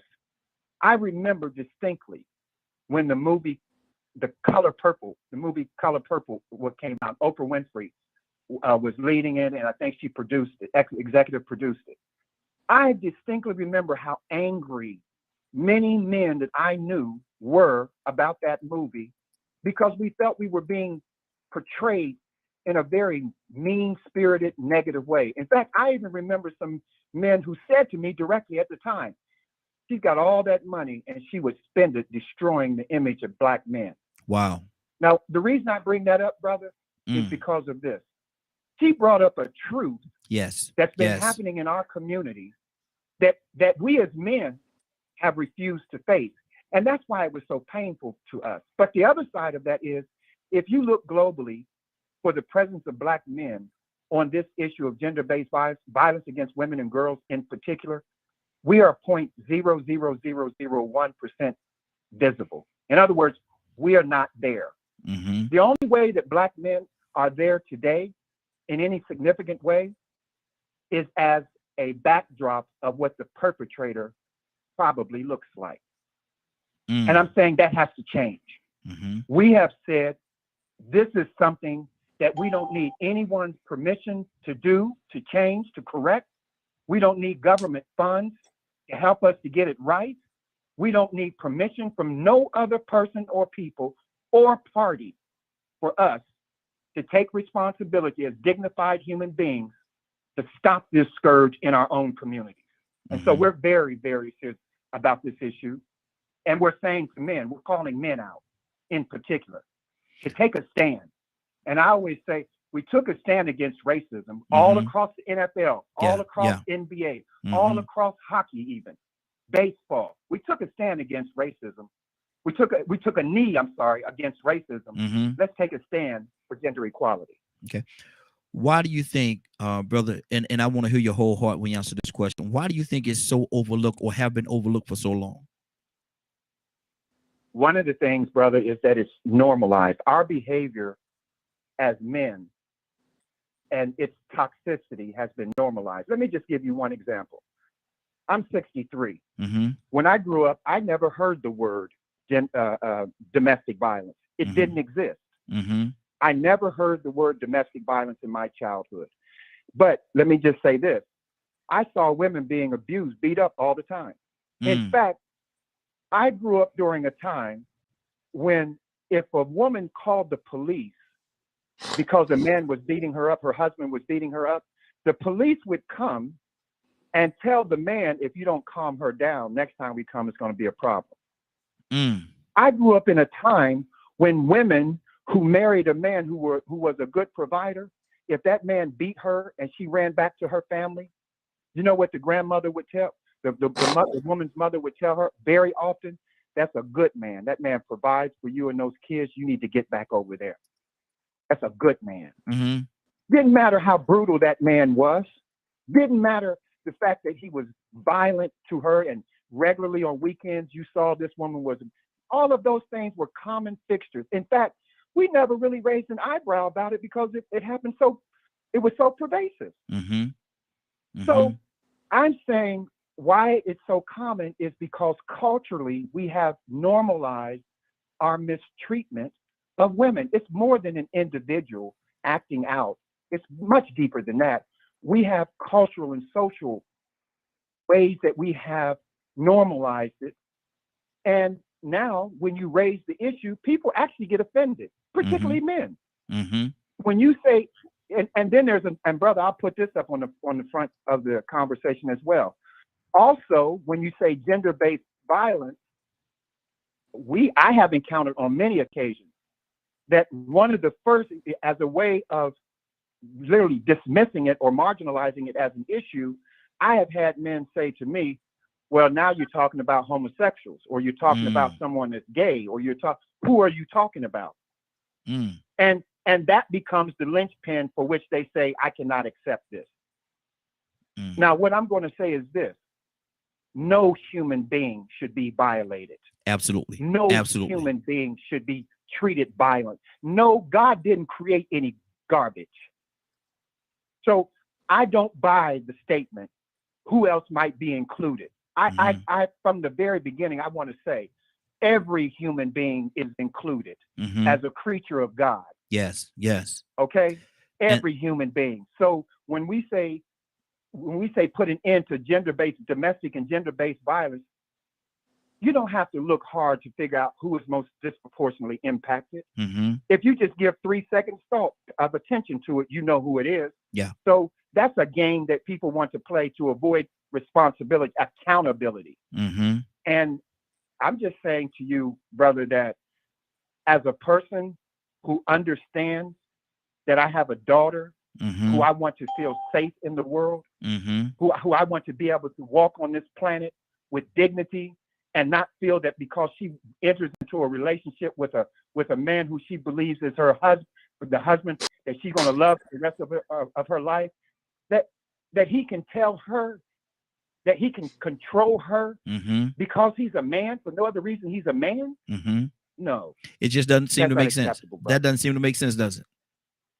It does not make sense, and I don't want my daughter to ever believe that that's a correct way to live as a human being. Absolutely. It's not acceptable. Absolutely. And so I'm going to be on the front lines for it, brother. Good deal. And I commend you, brother. I'm right there with you, man. Whatever I could do to help and assist, I'm right here. That's why I wanted to have y'all on today.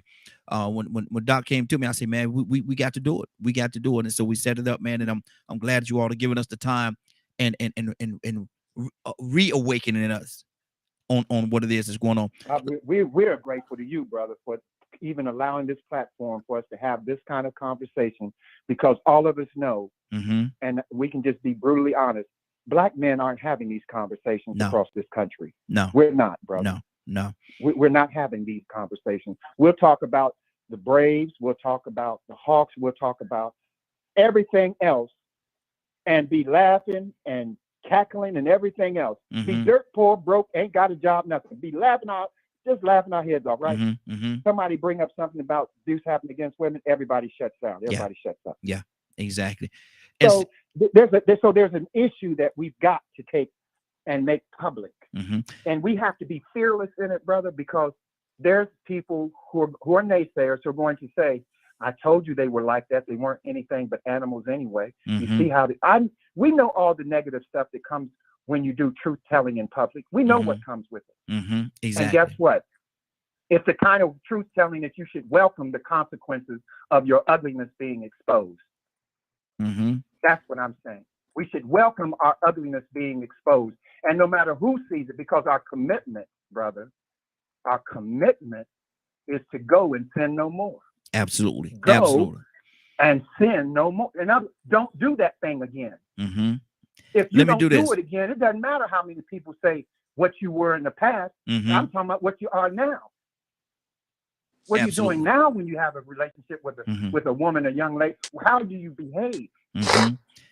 Let me do this, brother. We don't want you to get to the NBA, to the NFL, brother, and then have your contract rescinded because you've been a predator, inviting people to your home on one pretense and then trying to get them sexually to do something else, and then you're in straight denial, like any commonsensical person could see what you're doing. You can lie about it to yourself, but it's obvious what you're doing. You got 25 women telling on you. I mean, come on. We can stop. We can do something to prevent that. We can teach these young boys, these young men in school early. Okay, good, brother. Hold 1 second, brother. I know you got so much to put out there, brother. I want to pull everybody else into the conversation. You got quite a few people. Hold on, don't you go nowhere. You stay right there, brother. We got a lot to talk about before we end this broadcast. But right now, I want to go to Brother Tory. Brother Tory, talk to me, brother. What's on your heart, brother, and what ties you into this whole conversation that we're having? Hey, good morning. I want to thank everybody for allowing me to be here. I'm here, Dr. Ellison. We got together and decided that, having a conversation about important. Silencing the issue is that is psychologically used to actually, unfortunately, I had to learn that lesson, losing my only 18-year-old child. She was a victim, and ultimately, she was killed by, somebody she called. She used to date the guy, and she just started out life, and my wife and I trying our best to deal with it, and we just don't want to ever see another family have to deal with. It's something that you can't never get over. You can't even think straight.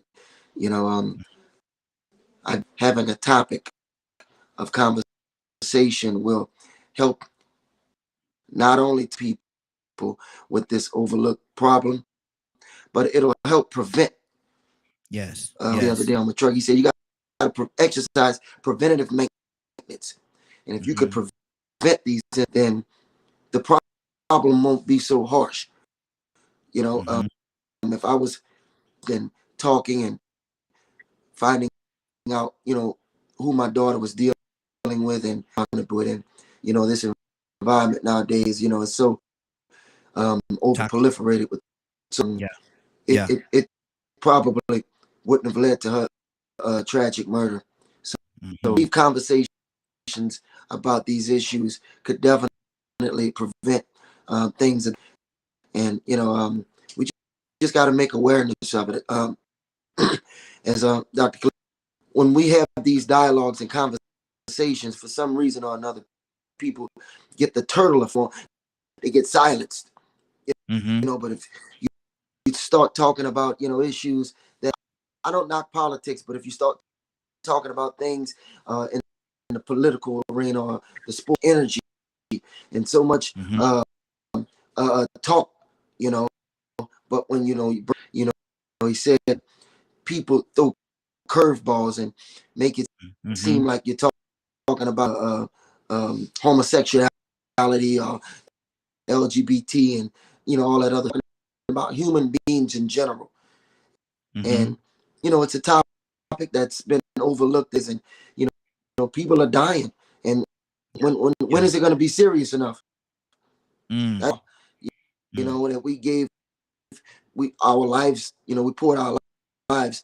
I was there until the day they, this guy closed them. I wasn't a deadbeat dad. I wasn't, in and out of at the cheerleading events.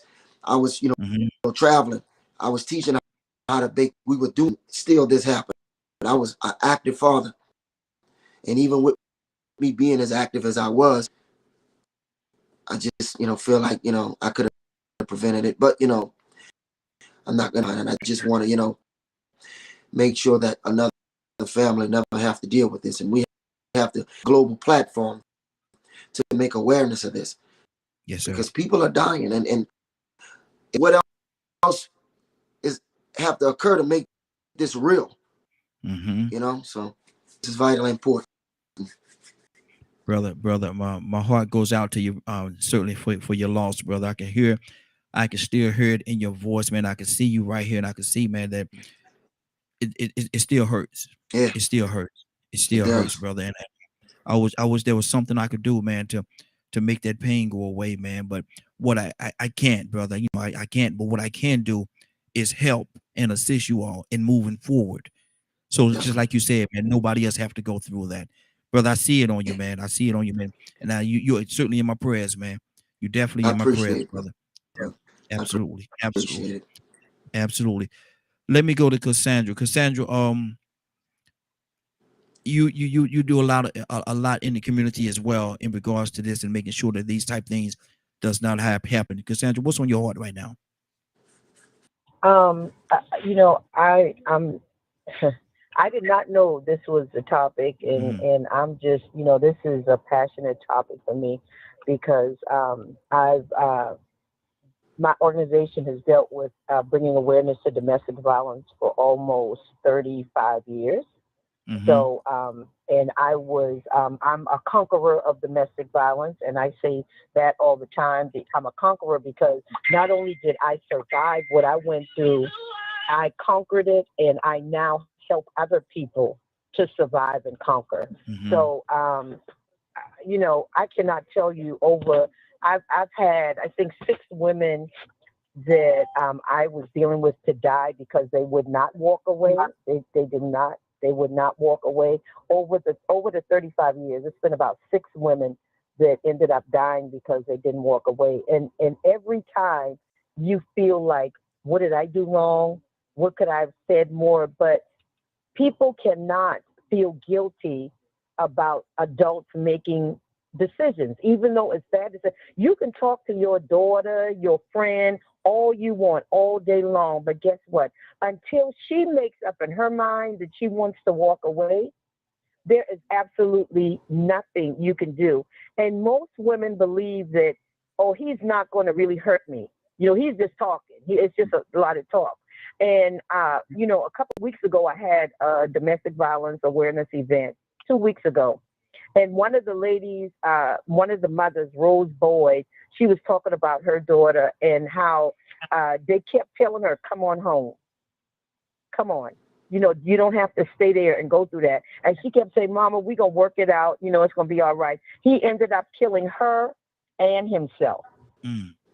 So you got murder, suicides that happen. It's so many different dynamics to this domestic violence thing. And I'm grateful to Mr. Torrey and the other gentleman that spoke before him for men reaching out. Women, we've been crying out about this for years, but when men start talking about it is when I believe the difference is going to really take place. Absolutely. Absolutely. Badger, you wanted to say something, brother? Oh, you know I did. Matter of fact, the conversation we were having yesterday, I kept bringing this kind of stuff up. And now you're hearing it from more men that actually got past seeing all the,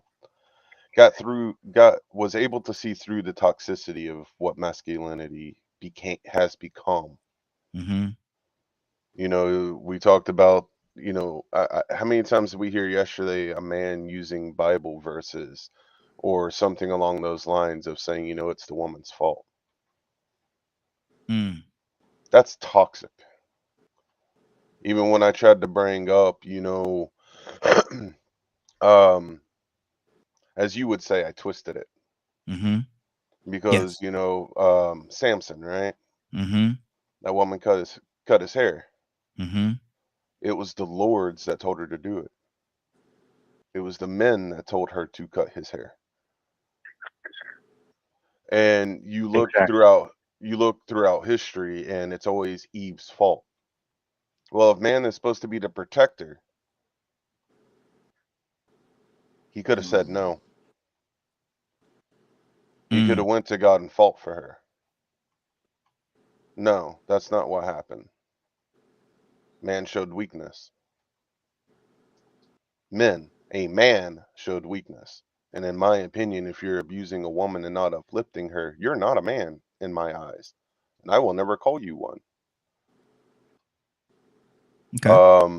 And to hear what they're speaking on is so amazing, because one of the things I talk about off and on is MMIW, missing and murdered Indigenous women.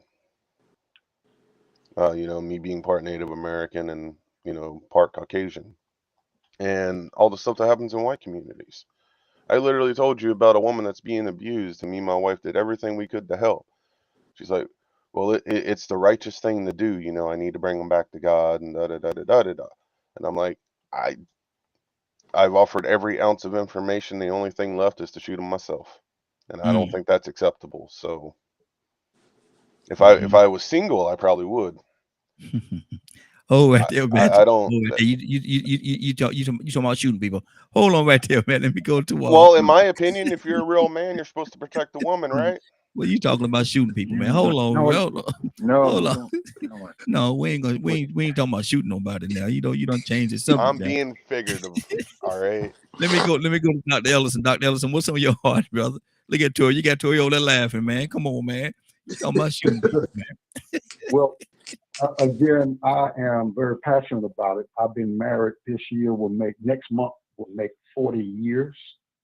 And I've grown to love this woman and treat her as the creature that God created her to be. I have no right to abuse her or to treat her anything other than the way the Creator presented her to me and expects of me. So I'm very passionate from this particular end, because my number one responsibility is to bring pleasure to the one who created me in regards to my wife, my daughter, and everybody else in my world, women and men. And so I take it from that particular angle. I don't have the right, I don't care what my title is, to treat something I didn't create other than the way the one who created it wants it to be treated. So I come from that angle. And of course, we've been doing marriage enrichment and empowerment stuff for 37 years. And, you know, we do the stuff with the men to get us up to par, to take that responsibility, to get the correct understanding of what's in that book. Because anytime that book is used to promote whatever of a selfish, ungodly agenda, I have issues. Amen. Whether it be to promote racism, whether it be promote violence against women, I have issues, because I believe that man's number one responsibility is to bring pleasure to the one who created him with an understanding of how to do that. Absolutely. Absolutely. Good deal. Good deal. Can I ask a question just real fast? Hold on, Badger. I got a lot of people, brother. Hold on. I'll come back to you. Toussaint, what's on your heart? Toussaint, you there? Trying to find my little mute button. We have a problem with that. I was gonna say something about what I heard, but I'm gonna move on. I'm gonna say this. You never say that I don't believe they would do that. You can't say that because I know of acquaintance, a friend. I called him a brother. He was preacher, pastor, law enforcement, and we would sit down and watch the game just like my brother was saying, you know, with ha la la la, you know. And about 11 o'clock we got a call. He killed his wife, had a son, and killed himself. Game over. Game over. Preach every Sunday morning. Wow. And I'm not trying to be hard on preachers. I'm not trying to throw stones at them, but I'm just making a point of we look at men, people, every day, and we make assumptions of their character. And you just can't do that. Yeah. You can't do that. That's such a great wisdom. That's somebody's daughter that they're with, and everybody wear a mask. And you have to really kind of look, and you miss it. We miss it every day. I mean, we got the roar, and we just, we got the suit on, and we got the badge. We wear the badge. We sit in the judge seat. We wear the collar. And behind the scenes, we're abusing people. Yeah. Every day, and it happens every day. And so we got to be aware.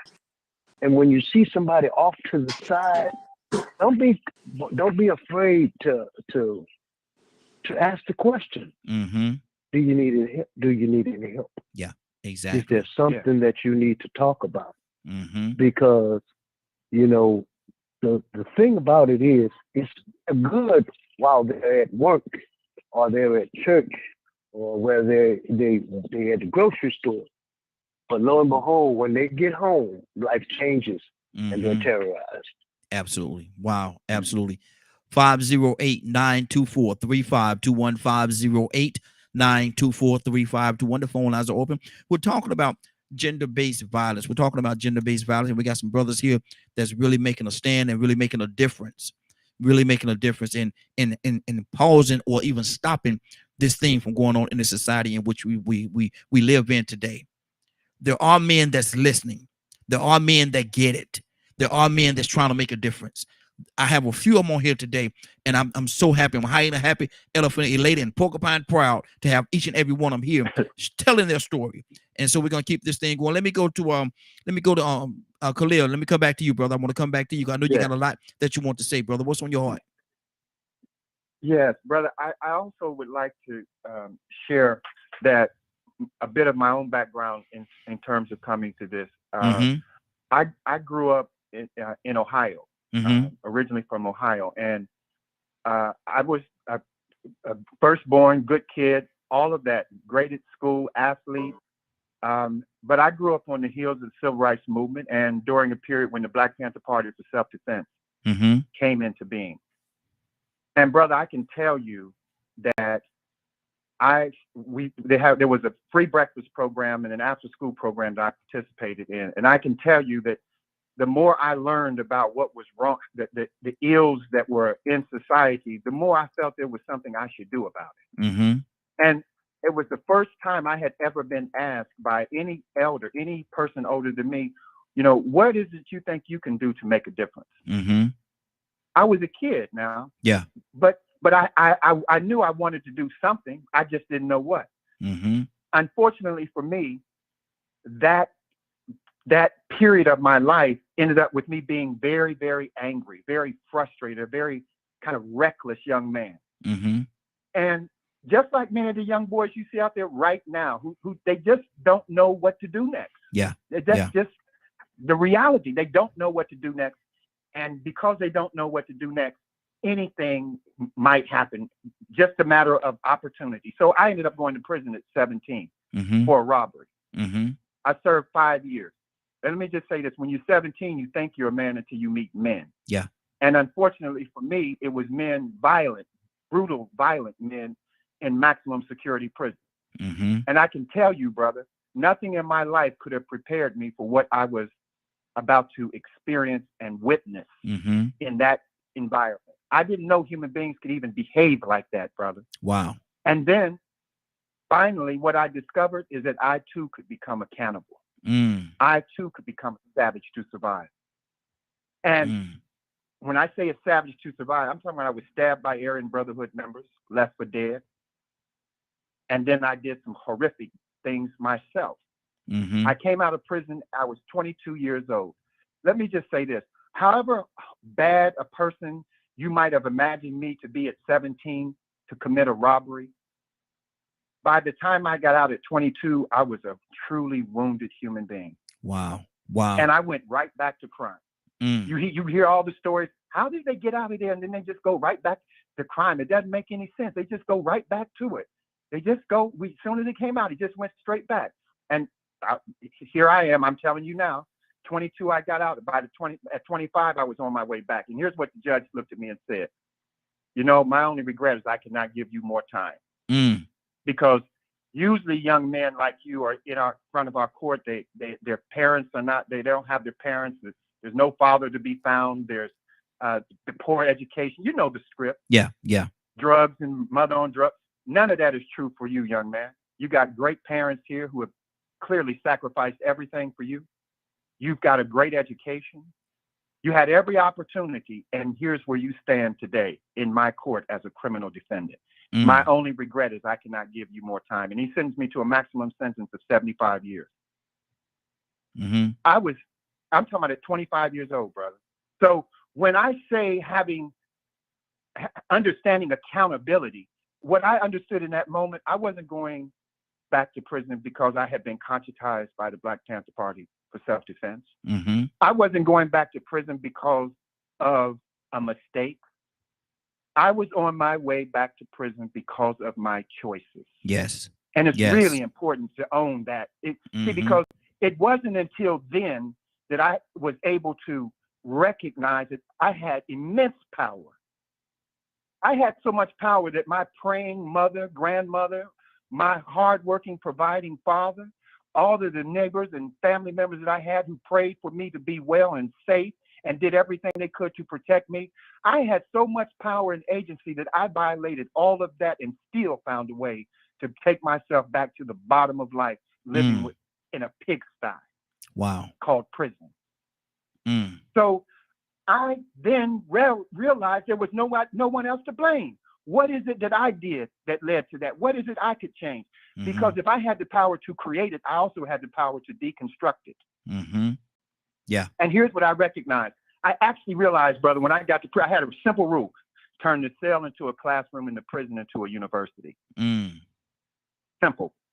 And so during that time, I earned my bachelor's and master's degree from Boston University with honors. I became pen pals, and you have to understand I was in the same prison that Malcolm Little became Malcolm X. Wow. And Boston University is where Reverend Martin Luther King Jr. earned his doctorate. So, and I was conscious at the time that for such a time as this, we have to take accountability. And here's what I would say to brothers. I'm going to tell you this because our people are confused about a lot of things when it comes to this story of prison. I'm going to tell you this. I ended up serving 20 years, but here's the deal. When I went to prison, I actually had done more than I was convicted for. I had actually committed more offenses than I was convicted of. And let me tell you this, virtually every person I met in prison who was not innocent, and there were many innocent men I met along the way, and women, but the majority of them that I encountered also had committed many more crimes, many more offenses than they were convicted of. And that's the truth, brother. That's the truth our community needs to reconcile itself to.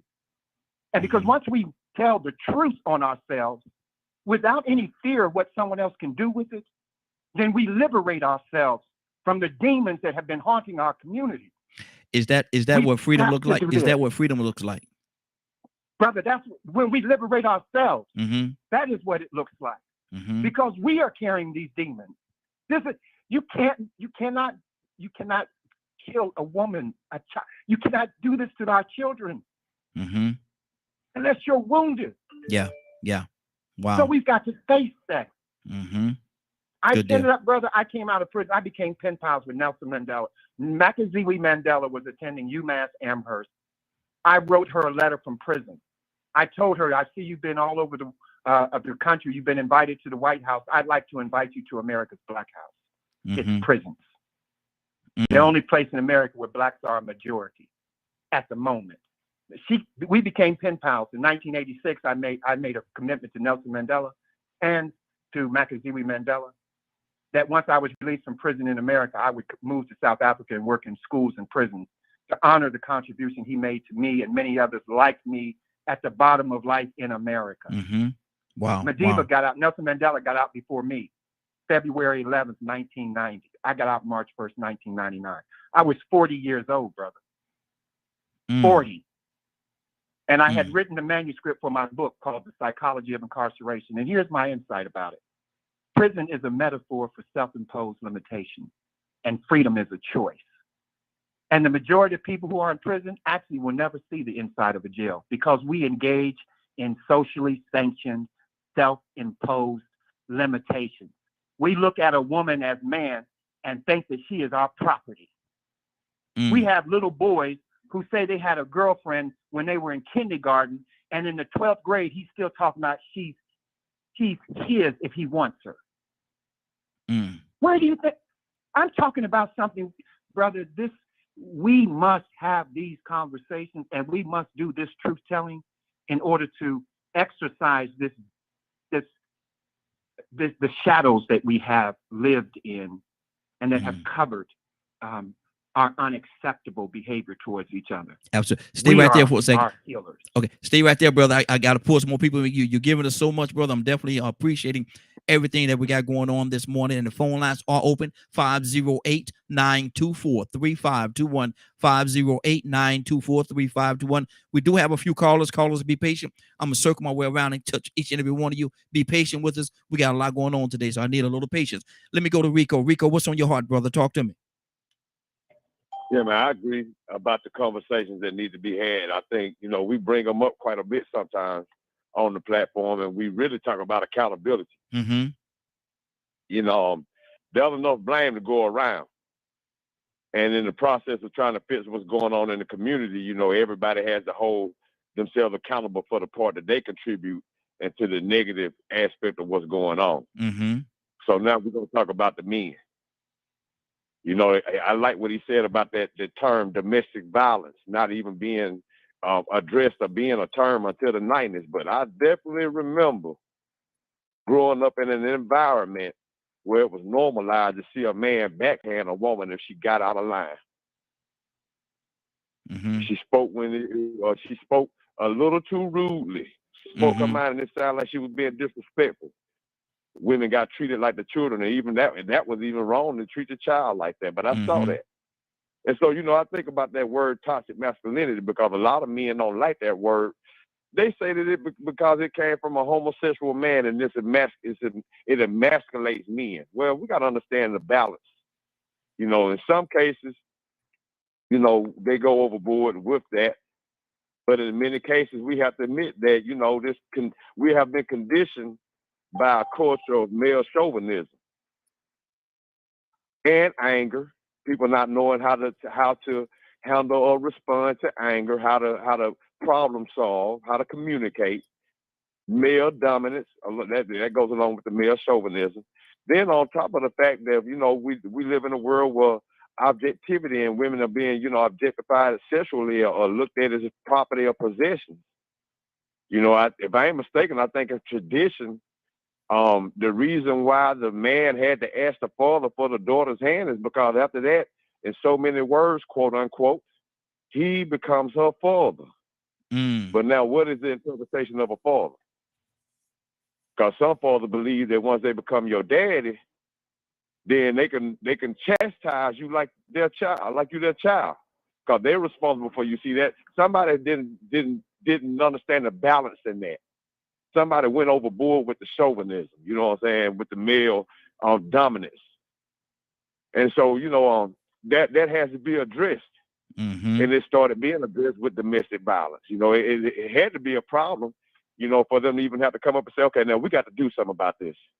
We have too many issues and instances where men have been beating on their wives, and these women are walking around with black eyes and going to work, and girl, that's just how it is. It's a part. No, that ain't just a part of it. So why did that culture even exist? And then if it did exist, you had to address it. So the conversations is what created domestic violence. It created legislation and bills. Now, I had a conversation with a police officer day before yesterday morning. Supposedly, I've been down in Florida stalking somebody, and they tried to put a court order out against me to protect them protect her and my son from me. Y'all know I live in Alabama. I live 6 hours away. So as I'm talking to a police officer yesterday morning and asking her, what can I do about this? Every time I find this woman and serve her so I can try to be in my son's life, she counters with these court orders talking about I've been stalking her and threatening her, and I don't even know where she live or have her phone number. She lying. And the police officer, another woman, said, yep, that's one of the cons of domestic violence. That's one of the cons of child support. That's one of the cons, because even though it was much needed, somehow some women found a way to abuse that and use that as a weapon against men. Rape. He raped me. What? I ain't touched you. So I mean, that was a necessity for the domestic violence law. I don't know if it was intentionally left wide open for people to abuse it, or what happened with that. But that discussion needs to be had also. Okay. But I'm not going to take away from the fact that there are still women being objectified, sexually trafficked. Now, I think we talk about conditioning. I heard the brother mention about how he went to prison, and it took him to go back a second time to realize, oh man, I'm doing this to myself. But let's talk about how women have been conditioned to sexually traffic themselves and justify. Okay, good deal. 508-924-3521. 508-924-3521. Let me go to who else I got? I got Willow.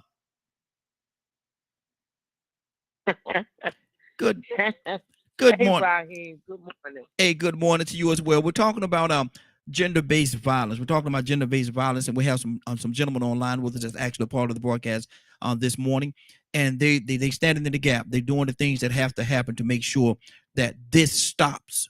They're doing their part, and I want to hear your heart on this. What's on your heart right now? Willow, talk to me.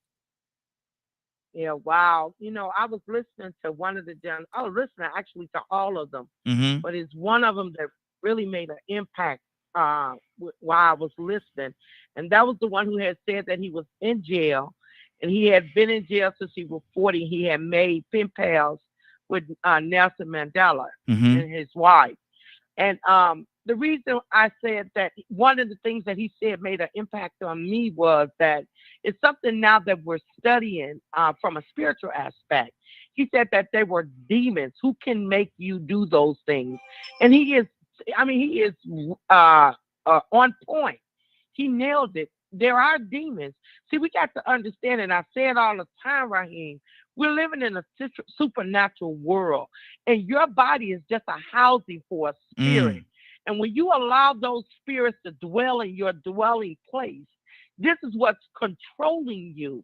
And see, when you don't know and you don't have the knowledge of life and to understand what this life is and how you are here and the things that are supposed to sustain those spiritual things that are evil from you, then these are the things that are going to happen. So, I mean, when I tell you, Raheem, that he was on point, he was on point, because there are so many spirits in this world. And whether you know it or not, you think you got control. You don't have control of nothing when you don't understand the spiritual life that you live in this world. And that's the impact he made on me right here. Wow, that's good. That's good. Keep this thing going. We got another caller from the 816 area code. I think it's Goddess. Goddess, is that you? 816 area code. What's your name? Where you calling from? Yes, this is Goddess. Hey, Goddess. Good morning. How you doing this morning? Good morning. Good morning. Goddess, I know you've been listening for a minute. We're talking about gender-based violence, and these brothers came on and they talking to us and re-educating us again on some of the things that's going on and some of the hardships in our community, how men could be so abusive and disrespectful to our sisters. What do you think about that? You being a sister, what do you think about that? I think it's a major issue as being a victim of domestic violence. Wow. And a survivor. Mm-hmm. It takes a toll on both. And then also working with women of domestic violence through my program called Divine Connections. Mm-hmm. First of all, it takes communication. And a lot of women do not want to communicate that their spouses are taking the next level and putting their hands on them. But we also need to wake up, because we live in this type of world where we want to make sure everything, I would call it the Facebook world, where everything looks so pretty on the outside, but really you don't know what's really going on the inside. You know, you see all these pictures and everything looks so perfect, you know, oh, they look like a beautiful couple, and this. And that was our situation within my marriage. The first hit, it should have known me. That should have woke me up. And the fact that we just got married and new house, new everything, I didn't want to be like, and I wanted to believe that he's not going to do this anymore. And it continued to get worse. Wow.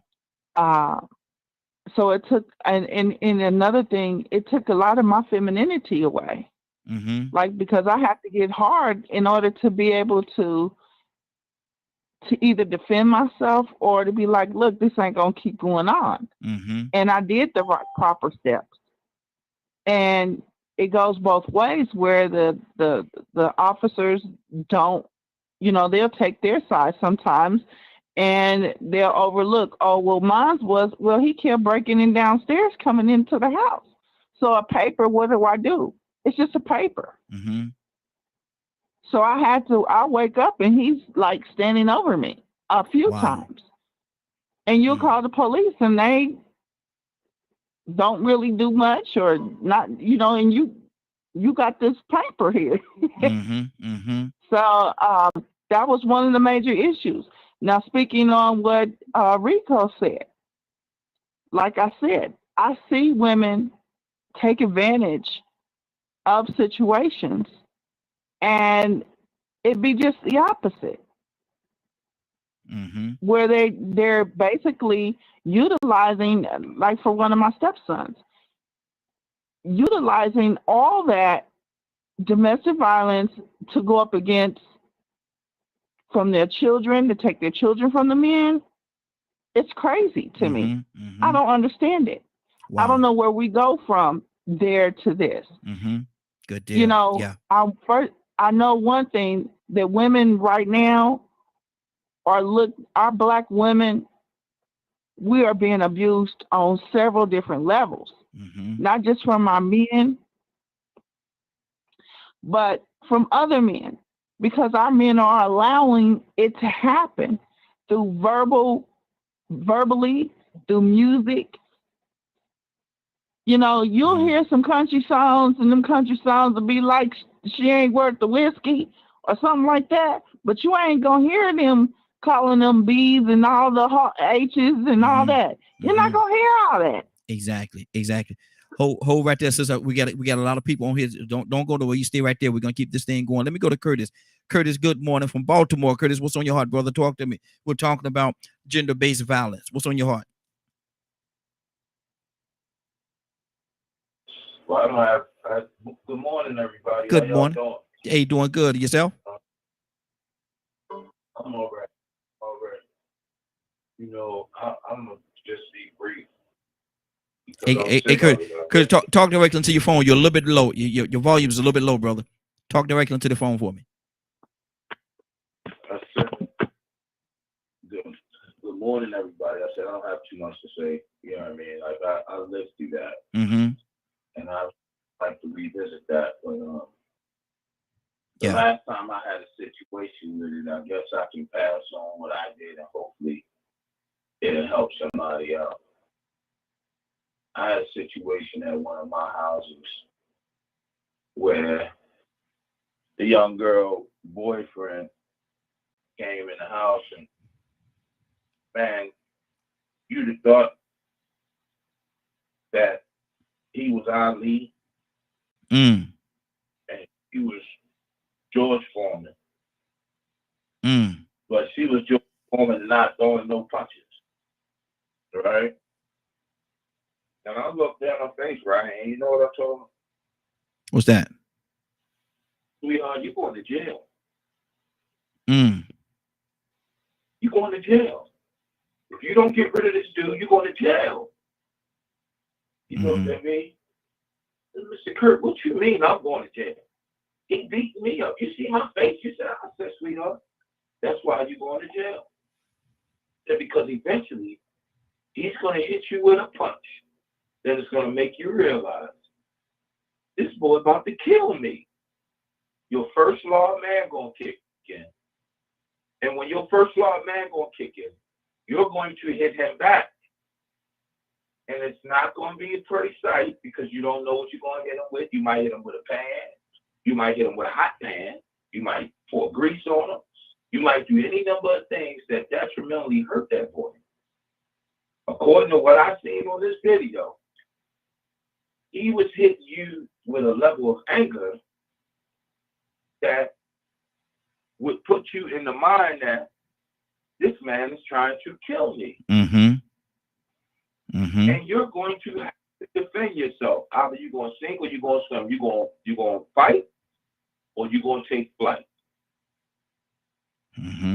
Wow. No, I don't like jail. I'm scared of jail. I said, well, you're going to have to cut him loose. And sure enough, he not only cut him loose, but she went to court. You know, if that's where cat's at, if that's where people want to be, then you know what? You need to be caged. If you want to act like an animal, then you need to be treated as such. You need to be caged. You know what I mean? It's like, and then I mean, when you talk about, you know, prison, and much respect to my brother, man. I'd love to be able to sit down and have a talk with him just to hear those conversations between him and Mrs. Mandela and Mr. Mandela. Absolutely. You know, I remember a time when you couldn't go to jail for no domestic violence, brother. I remember prison would do what the police departments wouldn't do. You know what I mean? So I don't know what to say. I really don't know what to say. I see it all the time, you know, because I deal with females and males. And lately I've been seeing it where you got males coming in who going through it. Wrap it up for me. Land it for me, Curtis. How you say land it for me, Curtis? Go ahead, finish your thought, brother. No, I did. Okay, good deal, good deal. Let me go to Joseph. Joseph, good morning, sir. How you doing this morning? Hey, good morning. Good morning, Morning Glow family. How y'all doing? Hey, doing well, brother. Doing well. Yourself? All right, all right. Good deal. You know, I was thinking, I was listening to everyone, and the sister made a very powerful point when she talked about how sometimes the police officers side with the male, and sometimes the government officials let us down But you know, as we look at this thing carefully, I know some of us have read about or heard about the prohibition movement back in the day when they were trying to stamp out alcohol, and the most of the religious leaders gathered that this over drinking led to domestic abuse and men not going to work, and you know, a lot of ills. And when we look in many parts of the Black community, we see liquor stores everywhere, and everybody don't know how to drink in moderation. You know, Scripture talks about doing all things in moderation, but everybody don't know how to do that. Some people who have internal issues already get pulled into that thing deeper when they get involved with alcohol. And then we got to deal with this male chauvinist problem that we have as Black men, and we don't realize it because we've been orientated as little boys, toward that male chauvinism.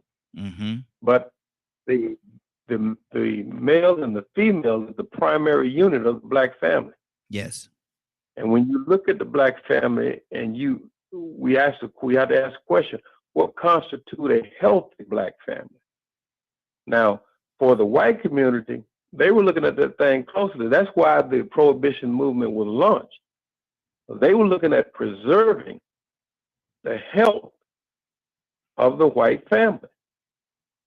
Now, the sister talked about it in the music that we allow our children to listen to, and which perpetuate that negative image of our sisters. When we hear the B words and the H words and all that in the music. But now we don't hear that in country music now, or Jewish music, or other people's music. If you listen to culture, if you listen to other people's culture, you don't hear that. But we have to maintain the health of our own community and our own families, and try to remove some of those things from our culture that lends itself to domestic violence. And we as brothers, we must hold ourselves accountable. We got to engage in these conversations, just as you're doing right here, Raheem. Yes, sir. To God be With the the glory. bringing the topic to us and allowing us to talk about it, because we need a heartfelt, deep, honest discussion about it. Because if we don't stop that domestic violence in our generation, it's gonna get passed down.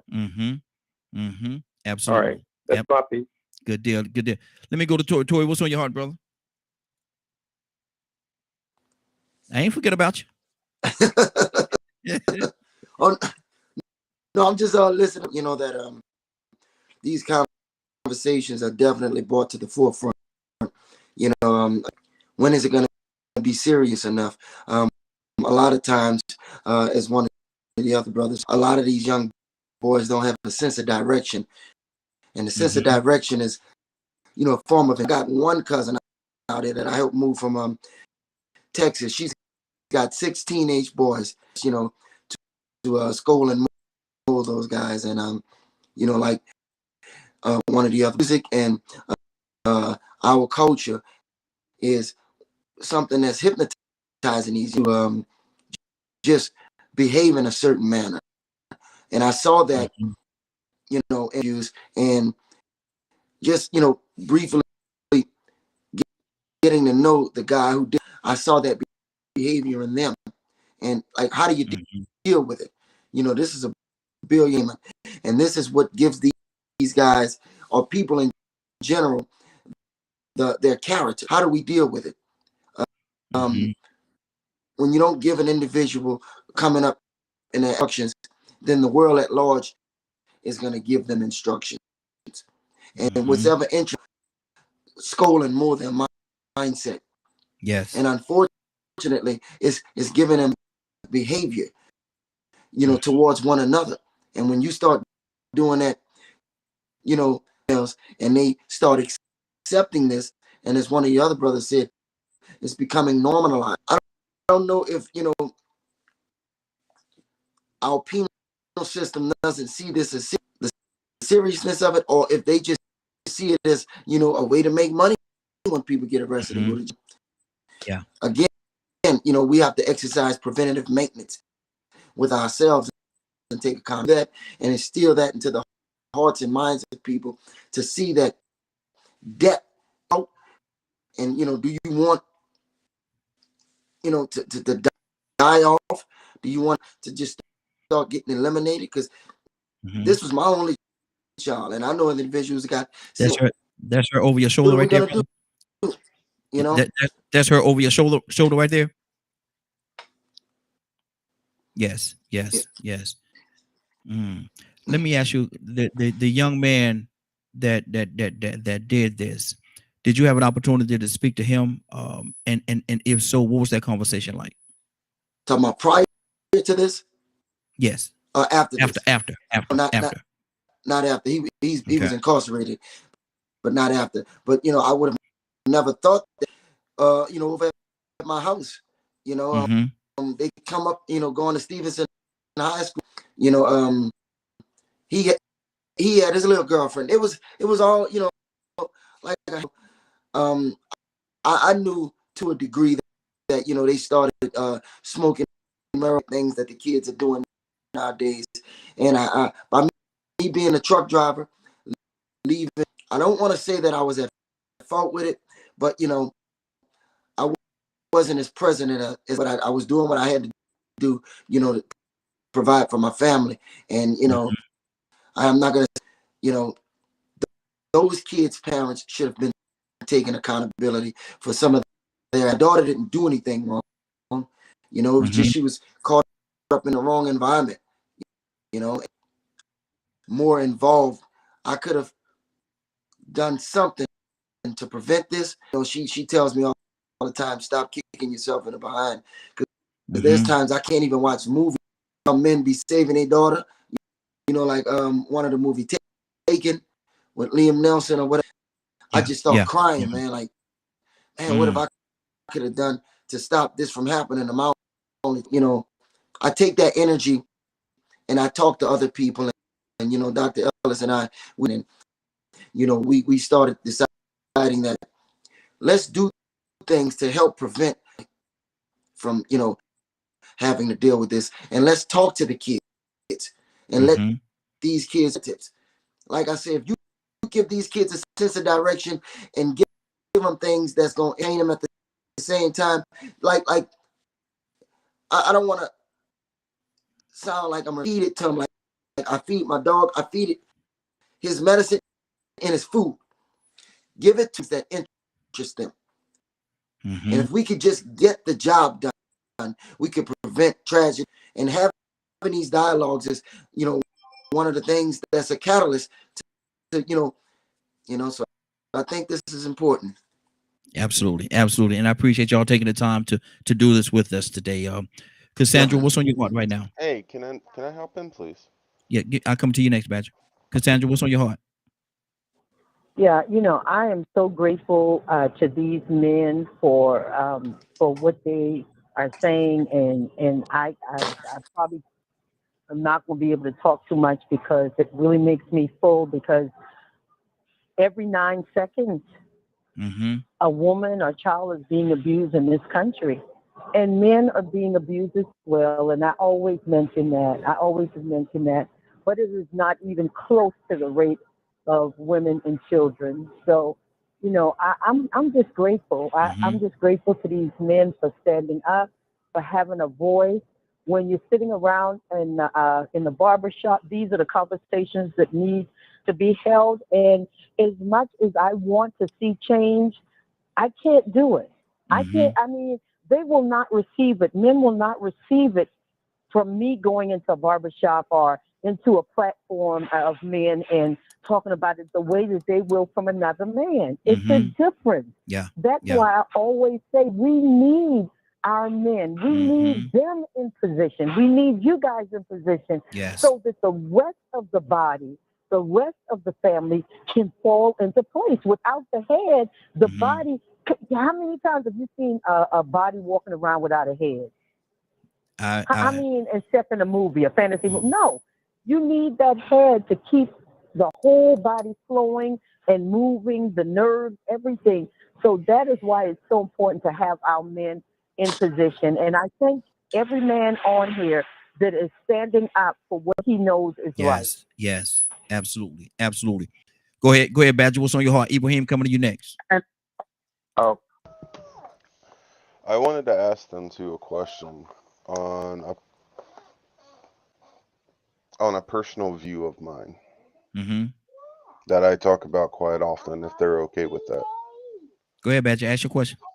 We running low. Is it because of ego and pride of man, men's pride and ego, as to why this conversation is so hard for a male to have? Ellison, Dr. Ellison, want to answer that? Yeah, I agree that there are factors that feed into where that man's mindset is. And this is why I believe that the man needs a model that's going to give him the right mindset, that's going to give him instructions on how to be who he was designed and created to be, so that the focus will be there. Live out your purpose. Because a man living out his true purpose is going to protect, and he's going to cultivate or make whatever is in his world better. But if he doesn't understand who he is, why he was created, and properly tutored, counseled, mentored, or whatever we want to label that, then this is unfortunately from just its focus now. This is some of the outgrowth. Wow. Good deal. Ibrahim, good morning, sir. How you doing this morning? I'm doing well. This morning, and I'm interested in talking to the gentleman I came on. They had after match at serve time. Yes. I was wondering, did serve time in Cedar Junction used to be called Walpole, or Norfolk, or Gardner, and I was wondering about that. But anyway, yes, I was in all those. I was in all those places, brother. I was in Walpole, 1984, 1986. In fact, I was transferred to Ohio in 1989, and then paroled from Ohio in 1999. Oh, you was a bad boy. You was on the federal system, huh? Sending you around the scope. All right. But anyway, but I want to talk. I want to talk to you more about freedom. And I met a gentleman back in the early '80s. His name was they used to call him Assad, and he was kind of like the unofficial leader of Norfolk, and he was doing time in Walpole when they had Murder Incorporated, burned bodies, the whole thing, right? And he was an unofficial leader of Norfolk in different communities, and also they had him sent up to Gardner to run Gardner to help get the people integrated into the system, local people. But before I get in that with you, I'd like to make a couple of comments though. And the whole thing is that my belief, we talk about toxic masculinity. There's no such thing. I haven't seen in the last 30 years a man being come up as a man. We say domestic violence, right?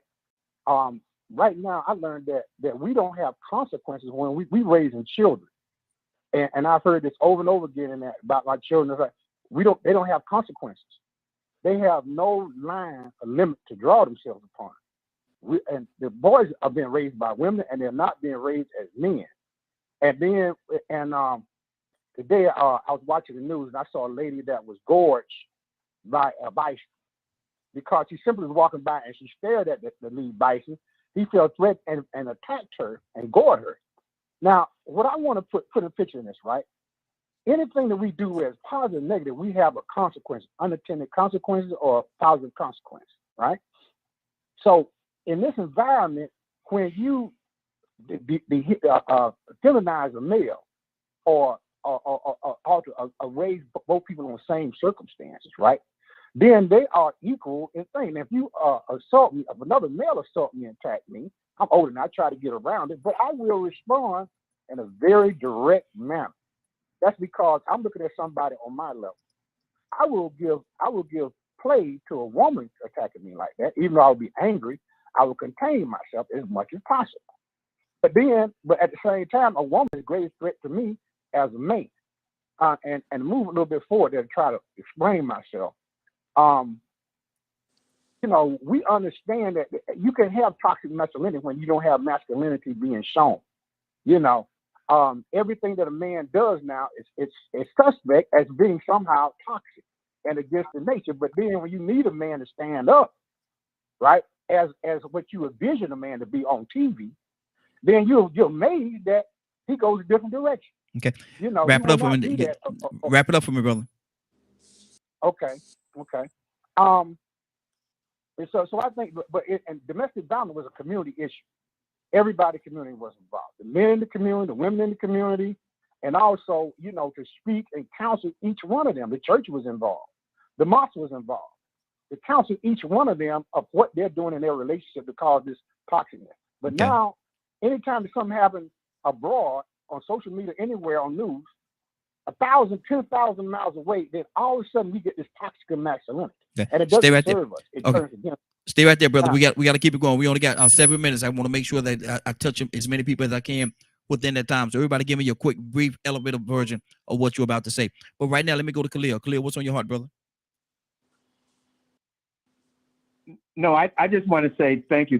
Brother, this is just such a rich opportunity for us to begin to think or rethink in some instances how important it is for us to hold ourselves accountable. Each one of us to hold ourselves accountable. And here's the kind of factual part I want to be clear about what solutions we're offering.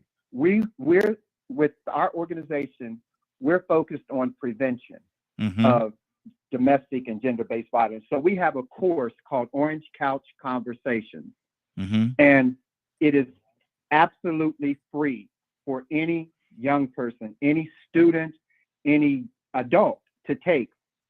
They take the course and they are able to learn about how to identify and prevent domestic and gender-based violence. Now, for those students who want to earn academic credit, they're also able to apply for a scholarship to earn academic credit transferable to their local school anywhere in the world.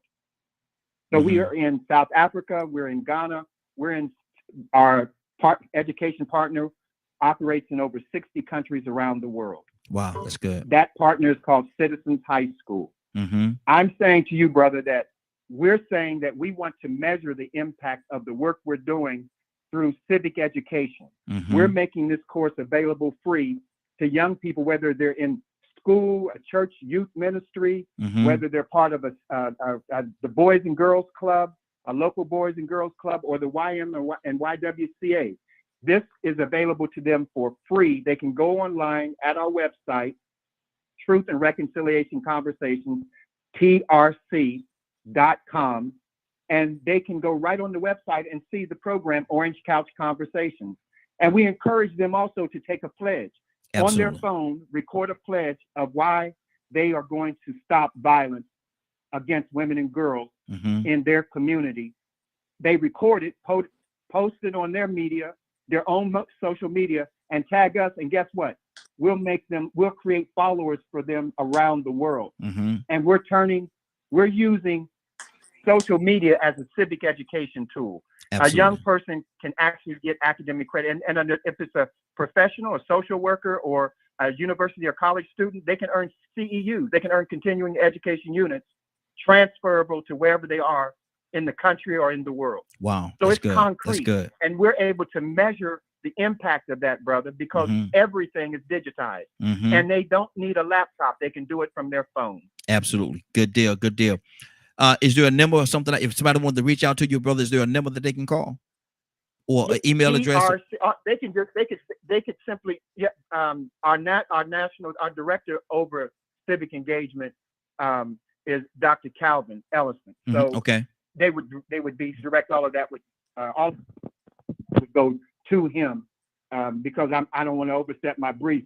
I'm saying anything, but all of that communication would go through him. he is the director for that, both nationally and internationally. So they would simply contact him, and everything would be done through Dr. Ellison. Okay, I'm gonna go back to Dr. Ellison because I want him to actually have an opportunity to give that information. But Rico, I don't know if Rico was able to finish his thought. I think he is some more stuff he wanted to say before. I thought he was finished, but I think he has something else on his heart. Rico, what's on your heart, brother? Yeah, I was really making the point about how people can be conditioned by that chauvinist culture that exists. Mm-hmm. You know, like I said, it's that male dominance that actually felt like it was cool to force women to do things that they didn't want to do. Mm-hmm. And sooner or later, I guess, you know, you have that can't beat them joint of mindset. Wow. So when he was saying that about how he was conditioned and ended up going back to prison, it made me think about how some women actually decided to sell themselves and trap it themselves. Mm. But then I also think about the conversation we had yesterday.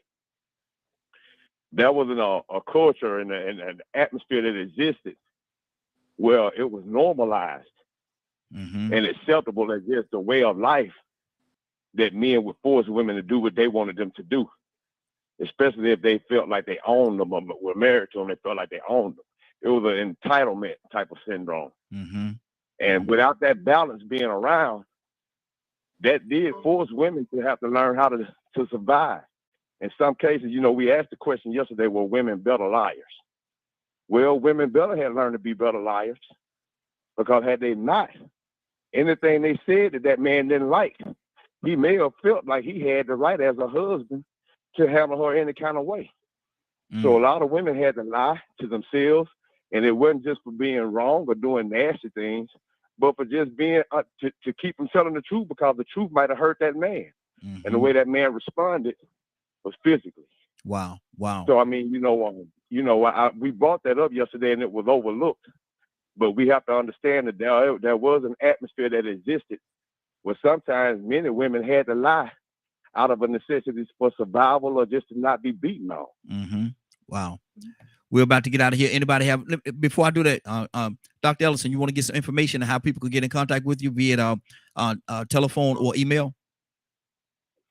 Yes, if they can email Tracy Knight, TRACIKNIGHT, at T-Knight at Success Dynamics, SUCCESSDYNAMICS Inc.com. Okay. Once again, T-Knight at Success Dynamics Inc.com. Now, when you say night, or you're saying the KNIGHT or just the NIGHT? KNIGHT. Okay, So T-Knight, KNIGHT at Success Dynamics. S on the end of Dynamic. Dynamics Inc.com. Okay. Now, see, you putting watch this. You putting all them fancy words out there, man. Dynamics and all that stuff, man. I went to public school, man. I don't know how to spell all that stuff, man. I went to public school, man. I ain't up on all that stuff, but you know, I figure it out. Though. One and one is 10, so I figure it out. You know what I mean? Anybody have anything they want to say? Like, you know how I just like when I say Cowboys. Oh Lord, look at here. But don't make me break out my Steeler hat. Don't make me do it. I'm trying to be nice. Don't make me break out my Steeler hat, jersey, sweater, and hoodie. But listen, this has been a great broadcast. I definitely appreciate everybody that was a part of it. Does anybody have anything they want to say before we get here? Anybody have anything they want to say before we get out of here? Good deal. Good deal. Definitely thanking them. I'm appreciative of everything that was brought forward today, man. It's been a great broadcast. Rico, what's going on at 3 o'clock today, sir? If you missed today's show and would like to hear us see the rebroadcast in its entirety, you can tune in at 3 p.m. Eastern Standard Time on www.dklmediagroup.com. Good deal. Good deal.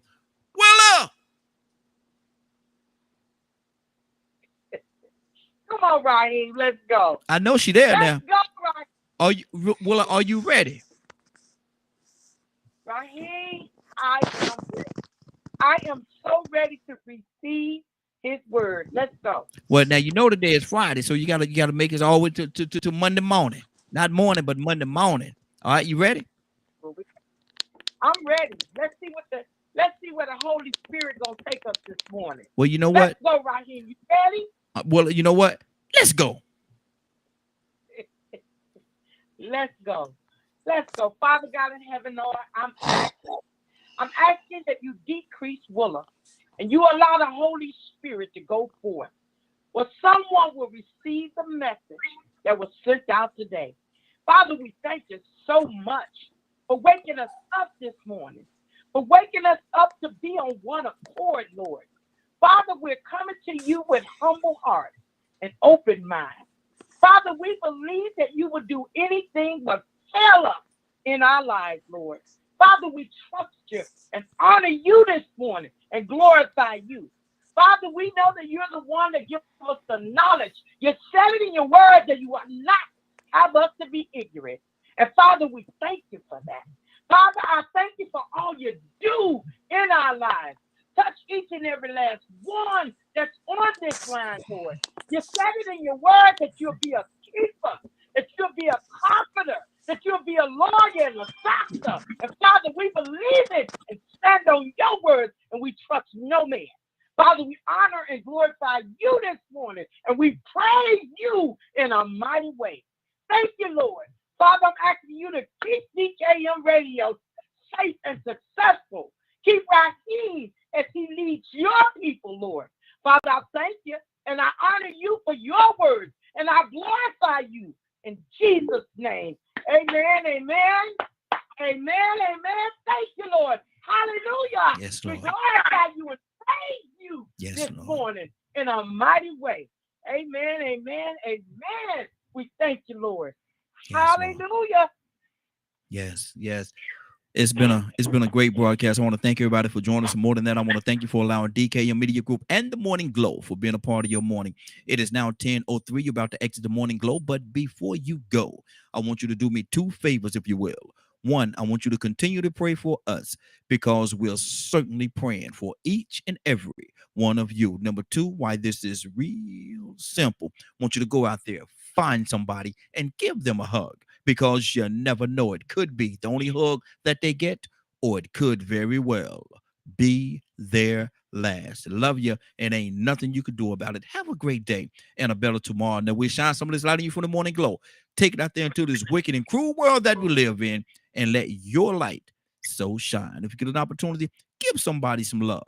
You just might find some love in return. Won't that be a beautiful thing? To have a great day. Take care of each other, and please, please, please be blessed. See you Monday morning. God say the same. Take care of each other. Have a great weekend. Love ya.